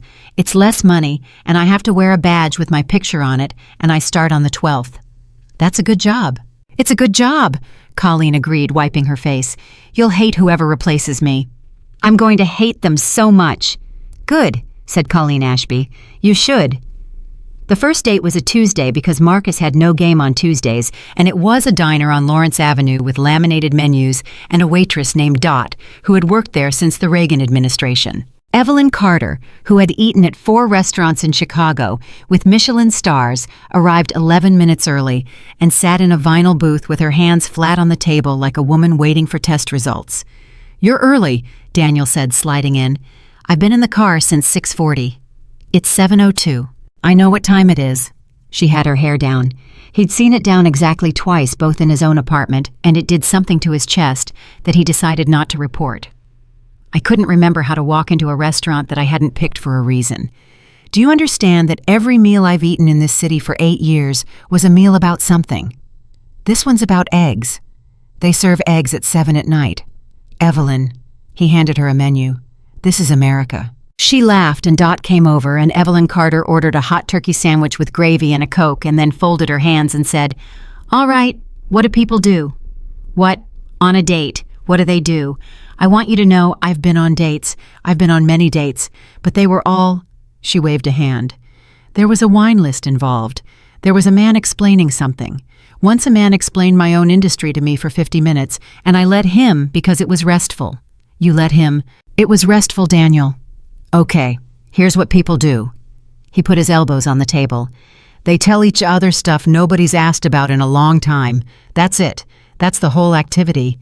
That's terrifying. That's why there's pie. She was quiet for a second. You go first, she said. So he told her about being 9 years old in a kitchen in Rockford, and about the man who lived with them for 2 years, who was not his father, and about the specific tone of voice that man used right before things stopped being a conversation. He told her he'd been afraid of that tone his whole life, and that the only time it ever left him completely was in the 12 seconds it took to cross a hotel bar. That's why you moved, she said. That's why I moved. Not because of me. Both, Daniel said. That's the honest answer. Both things were true at the same time, and I've stopped trying to separate them. Evelyn turned her Coke glass a quarter turn. My turn, she said. You don't have to. You just told me about a kitchen in Rockford. She took a breath. I have a brother. Daniel didn't move. Michael. He's 46. He's in Peoria. He installs commercial flooring. She said it all in one go, like a woman getting into cold water. We haven't spoken in 6 years, and it's my fault, and I'd like to say the reason is complicated, but it isn't. When my father died, I paid for the funeral, and I did it fast, and I did it well, and I didn't ask him. I just handled it. And at the reception, he said, You always do that. And I said something back that I'm not going to repeat, and that was it. 6 years. What did you say? I'm not going to repeat it. Evelyn. I said somebody had to, and it was never going to be you. Dot set down 2 plates and left again without a word, having correctly identified the shape of the conversation from 10 feet away. "That's a bad one," Daniel said. "Thank you. Yes, it's a bad one." "Have you tried?" "I've written 4 emails and sent 0. She picked up her fork and put it back down. "The problem is I know exactly how to fix it. I could fix it in 1 phone call. I've negotiated harder things with worse people on less sleep. I know the words." "So why don't you—" "Because if I call him and he doesn't pick up," Evelyn said, "then I don't have a brother. Right now I have a brother I don't talk to. Those are different." Her voice was very steady and very thin. "Not calling is a decision I'm making. Calling makes it a decision he's making. And I have spent my entire life arranging things so that nobody else gets to make the decision." Daniel sat with that for a while. "That's the most honest thing you've said to me," he said. "It's the worst thing I've said to you." "Those are usually the same." He picked up his coffee. "Can I say a thing?" "You're going to whether I say yes." "Marcus does that." He set the cup down. "When he strikes out, he doesn't come back to the dugout. He stands out by the fence and unbuckles his shin guards very slowly. Takes about 4 minutes.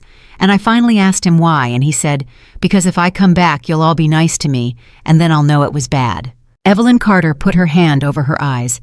"That's cheating," she said. "That's a diner. That's what happens at diners.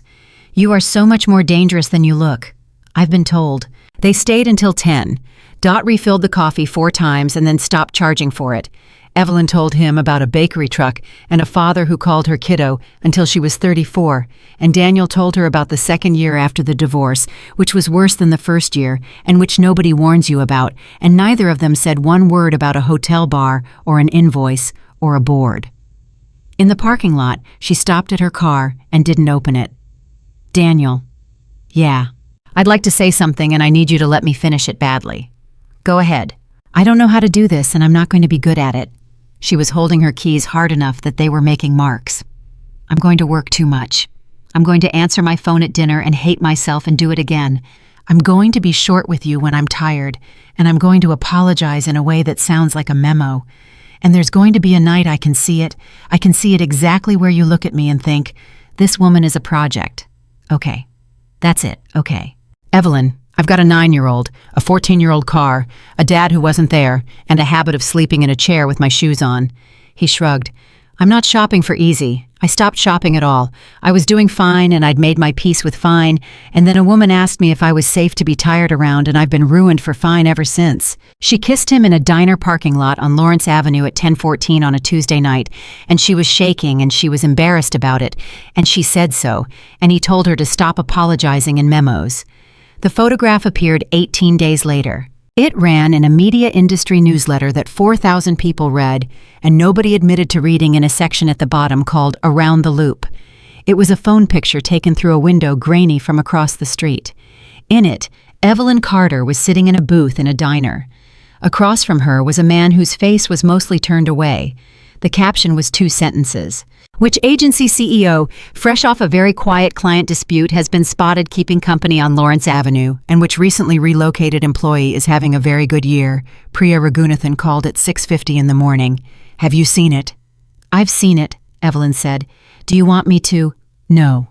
"Evelyn, I can have our comms people on the phone with them in 20 minutes. We killed worse than this during the dispute." "Priya." Evelyn was standing in her kitchen with the phone against her shoulder. "If we call them, they know it lands. And then it's a story with a second day. Let it sit. And the board. I'll handle the board. And Daniel." Evelyn closed her eyes. "I'll handle Daniel," she said, and knew even as she said it that she'd said it wrong. He read it at 7:15 on his phone standing in the kitchen while Marcus poured cereal, and the first thing he felt was not anger. It was a cold, specific dread that he located immediately because he'd been carrying it since a stairwell 3 weeks earlier. "Northwest Little League, isn't it? My nephew played in that division." He called her from the car. "It's him," he said. "You don't know that." "Evelyn, it's a picture through a window at a diner in Albany Park. Who follows a CEO to a diner in Albany Park? Nobody. There's no story there. Unless somebody's been paying attention for a month specifically, so there would be one." "It could be Harold." "Harold Vance has 4 board seats and a house in Lake Forest. He's not sitting in a Buick on Lawrence Avenue with a phone." Daniel pulled over. It's Whitaker. He got walked out of a job with a nothing sentence in a newsletter, and this is what he's got left. He can't touch the company, he can't touch you legally, so he does this. It's not a strategy, it's a guy throwing a rock. Then we ignore it. That's what I'm afraid of. Excuse me. You said we ignore it in your bored voice, Daniel said. Same voice you used on Vance. It's a good voice. It's just not the one I want pointed at me. There was a silence on the line. That's fair, she said. I'm not fighting with you. You should be. Evelyn's voice changed, dropped, got smaller. I told Priya I'd handle you. Those were my words. I'll handle Daniel. I heard it come out of my mouth at 10 to 7 this morning, and I've been sitting here since. Yeah, well, don't do that. Do what? Let me off. You do that. You did it in the parking garage. You did it at the diner. You have this thing where you take the hit and go smooth. Her voice cracked. I need you to be a person who gets to be annoyed with me, or this is just a nicer version of everything else in my life. Daniel sat in his car on Milwaukee Avenue with the hazards on. All right, he said. I hated it. Good. I hated it a lot, because 240 people at that company are going to read that caption today, and every one of them is going to decide what I am, and there's not a thing I can do about it. And I knew that going in, and I took the job anyway, and it still felt like getting hit in the mouth. He breathed out. And underneath that, I've got something worse, and I need to say it. Say it. He mentioned Marcus's league on the phone 3 weeks ago. The silence on the other end went absolute. You never told me that. No. Daniel, I know. You've been carrying that since the stairwell. I know what I've been doing. Why didn't you tell me? Because you had a board meeting at 8 in the morning, Daniel said, and because I'm the guy who fixes it before it's a problem. That's the whole thing I am. That's what I did with my marriage for 4 years, actually, since we're doing honesty in the car. His voice had gone hoarse. I handled it. All of it. Every hard conversation I handled by myself so nobody had to have it. And one day she said she felt like she lived with a very kind stranger, and she was right, and I've thought about it for 9 years. He heard her breathing. So there, he said. We both do it. You handle people and I handle problems, and neither one of us has ever once let anybody carry anything. What do? We start now, I guess, Daniel said. I'm telling you now.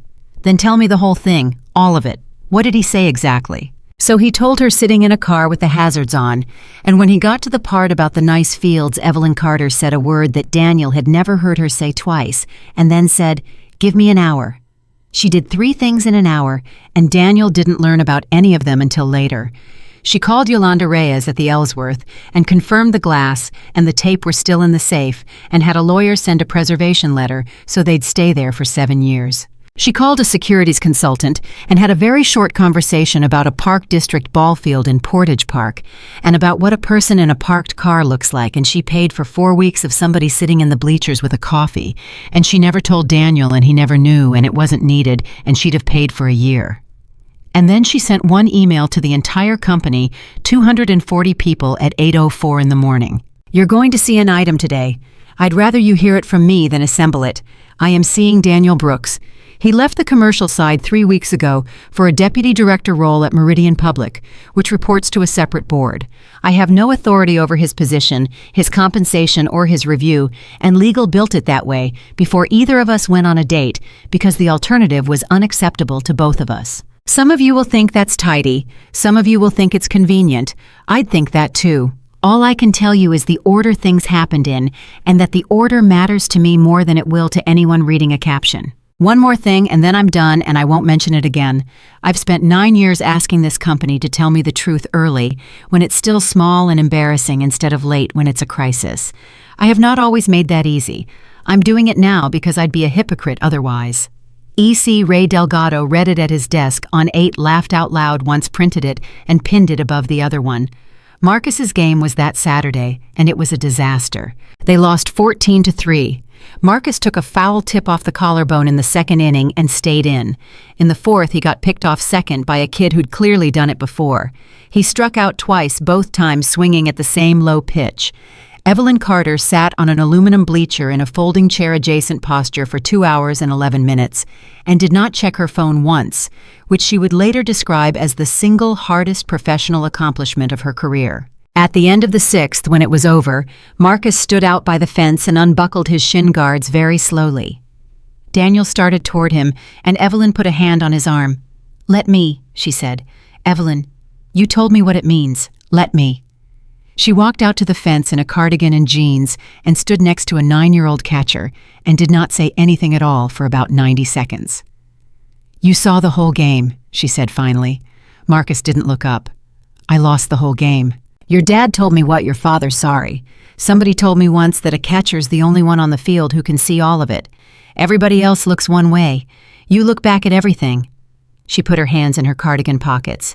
"So you're the only person here who actually knows what happened today. Everyone else just knows the number." Marcus worked at the second buckle. "It was 14, he said. "It was 14. What else was it?" He was quiet a long time. "Their pitcher was throwing low, and I called it 8 times, and Petey wouldn't come down," Marcus said. "I kept calling low. He kept going high. And then I went up there and did the same exact thing he was doing, and struck out on the same exact pitch." His voice wobbled. "So I'm a hypocrite. That's a big word for a Saturday. My dad says it."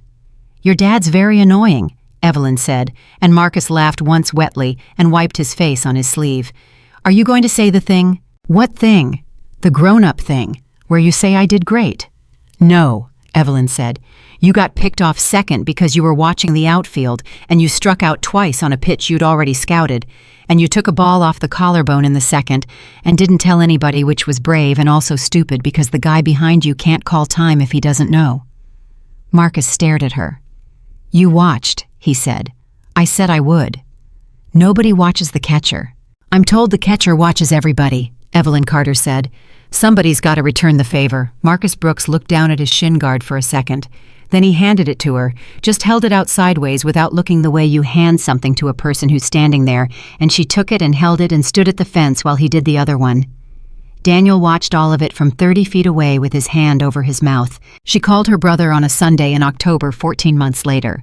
She did it from the porch of a rented house in Peoria that she had driven 3 hours to sit outside of because she had decided somewhere around Bloomington that a phone call from a kitchen in Chicago was still a way of controlling who got to make the decision.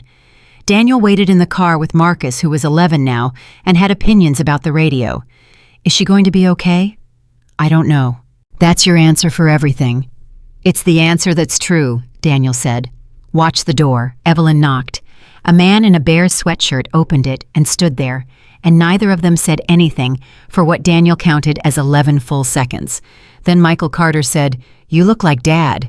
And Evelyn Carter, 42 years old, who had faced down a board and a client and a man with a pill in his pocket, without her voice shaking, once sat down on her brother's front step and cried in front of a screen door.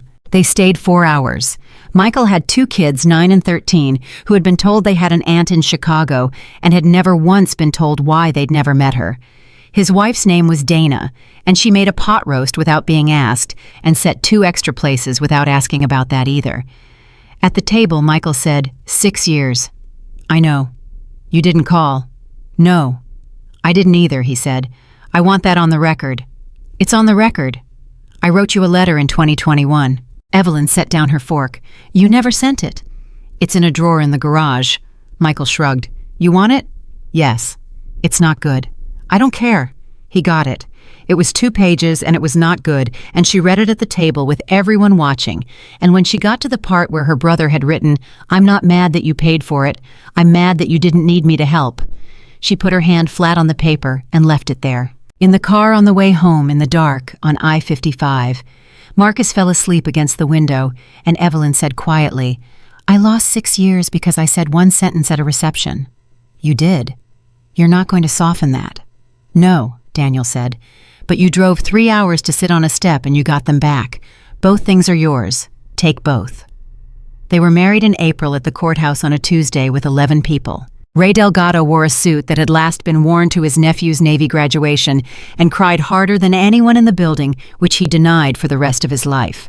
Priya Raghunathan signed as a witness. Mrs. Alvarez, 73 by then, brought a folding chair because she did not trust courthouse seating and was proven correct. Colleen Ashby came in a badge lanyard. She'd forgotten to take off straight from a shift at Northwestern Memorial and stood at the back. Evelyn saw her before the judge said anything and walked the whole length of the room to get her and put her in the second row. "Evelyn, I don't belong up." "Colleen." Evelyn took her by the elbow. You went to Cleveland. Marcus was 11 and stood next to his father in a tie he'd tied himself badly on purpose because Daniel had offered to fix it, and he'd said, "No, it's mine." There were no speeches.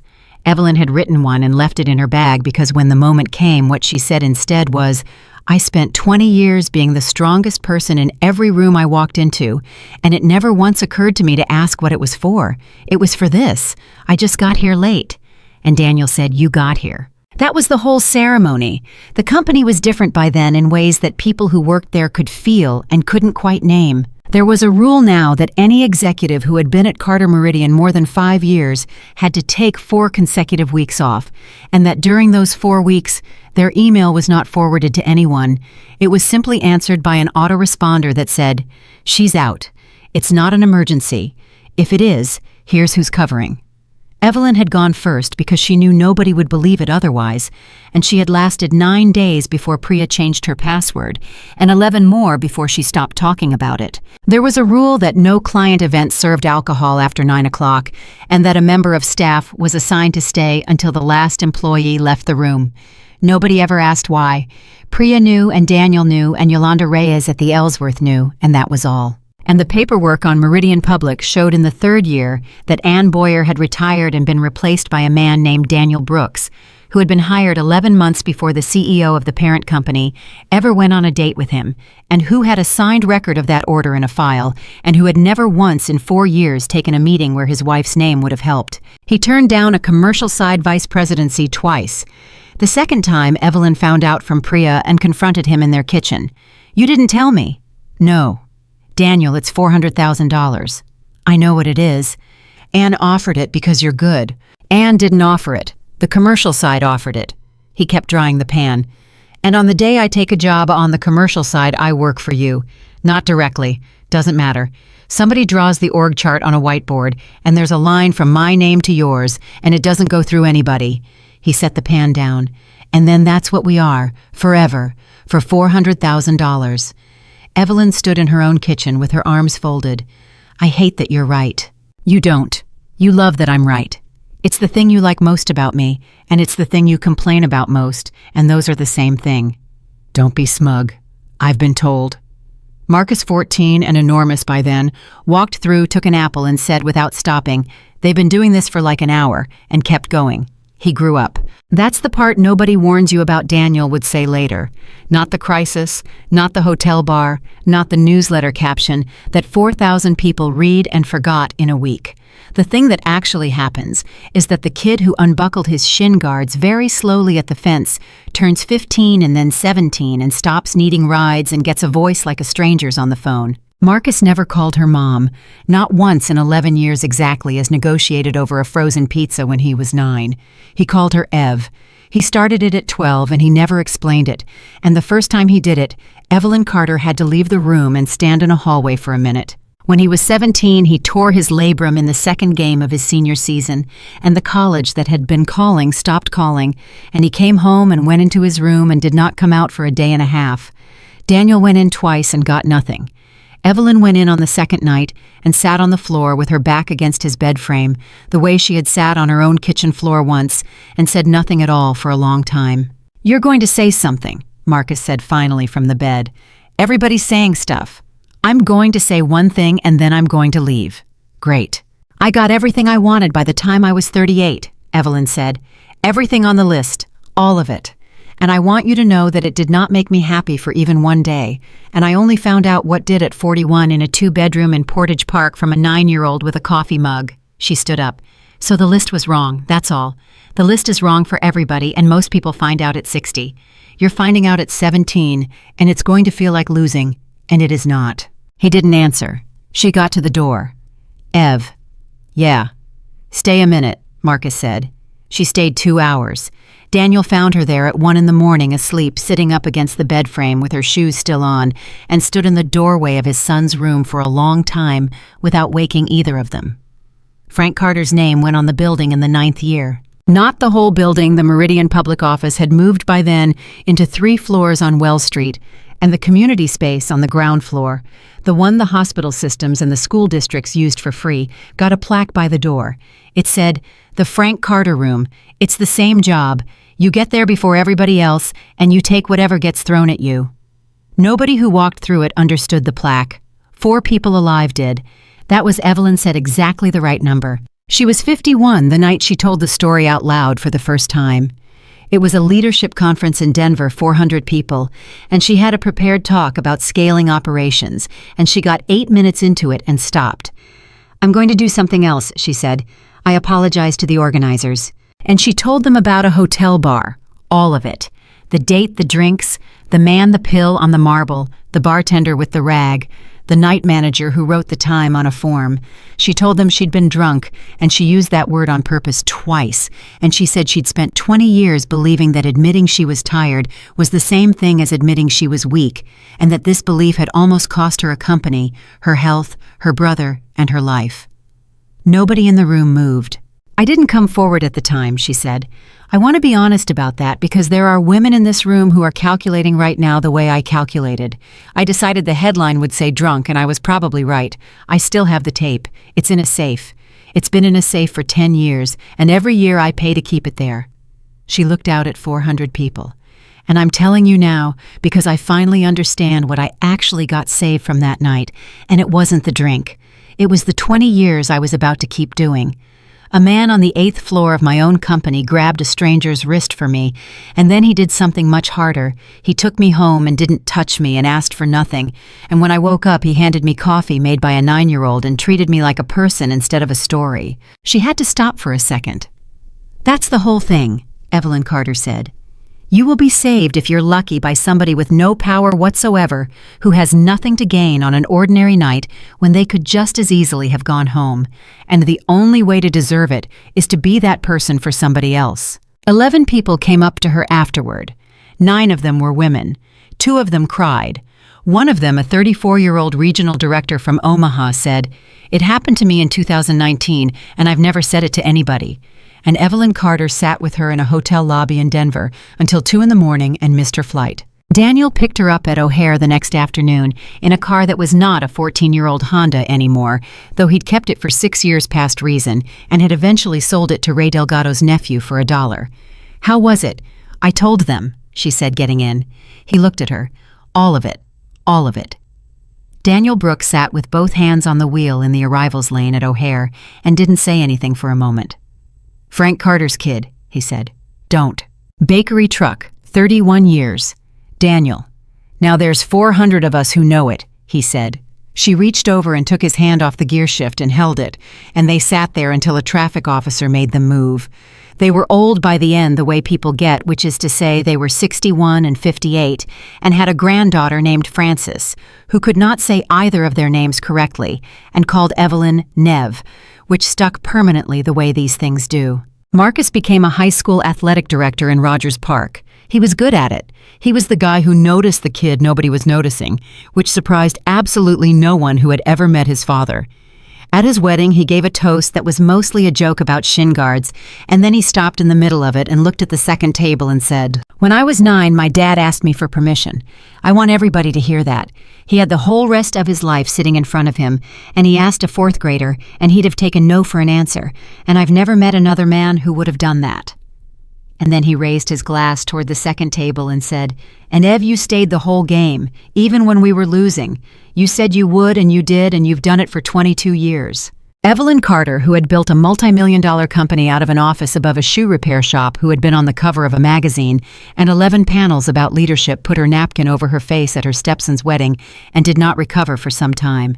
Because here is what she had learned and what she said out loud exactly once, late one night in a kitchen in Portage Park, that they never did move out of. Success will get you every single thing you ever asked for, and it will not get you one person who stays in the room when you're tired. That has to be given. It has to be given freely by somebody who wants nothing on an ordinary night when they could have gone home instead. Daniel Brooks went home that night in November and carried a woman up 2 flights of stairs and slept in a chair with his shoes on and asked for nothing and got everything. That is the whole story, and it is true, and it began the moment one man decided that being decent when no one was watching was not a small thing at all.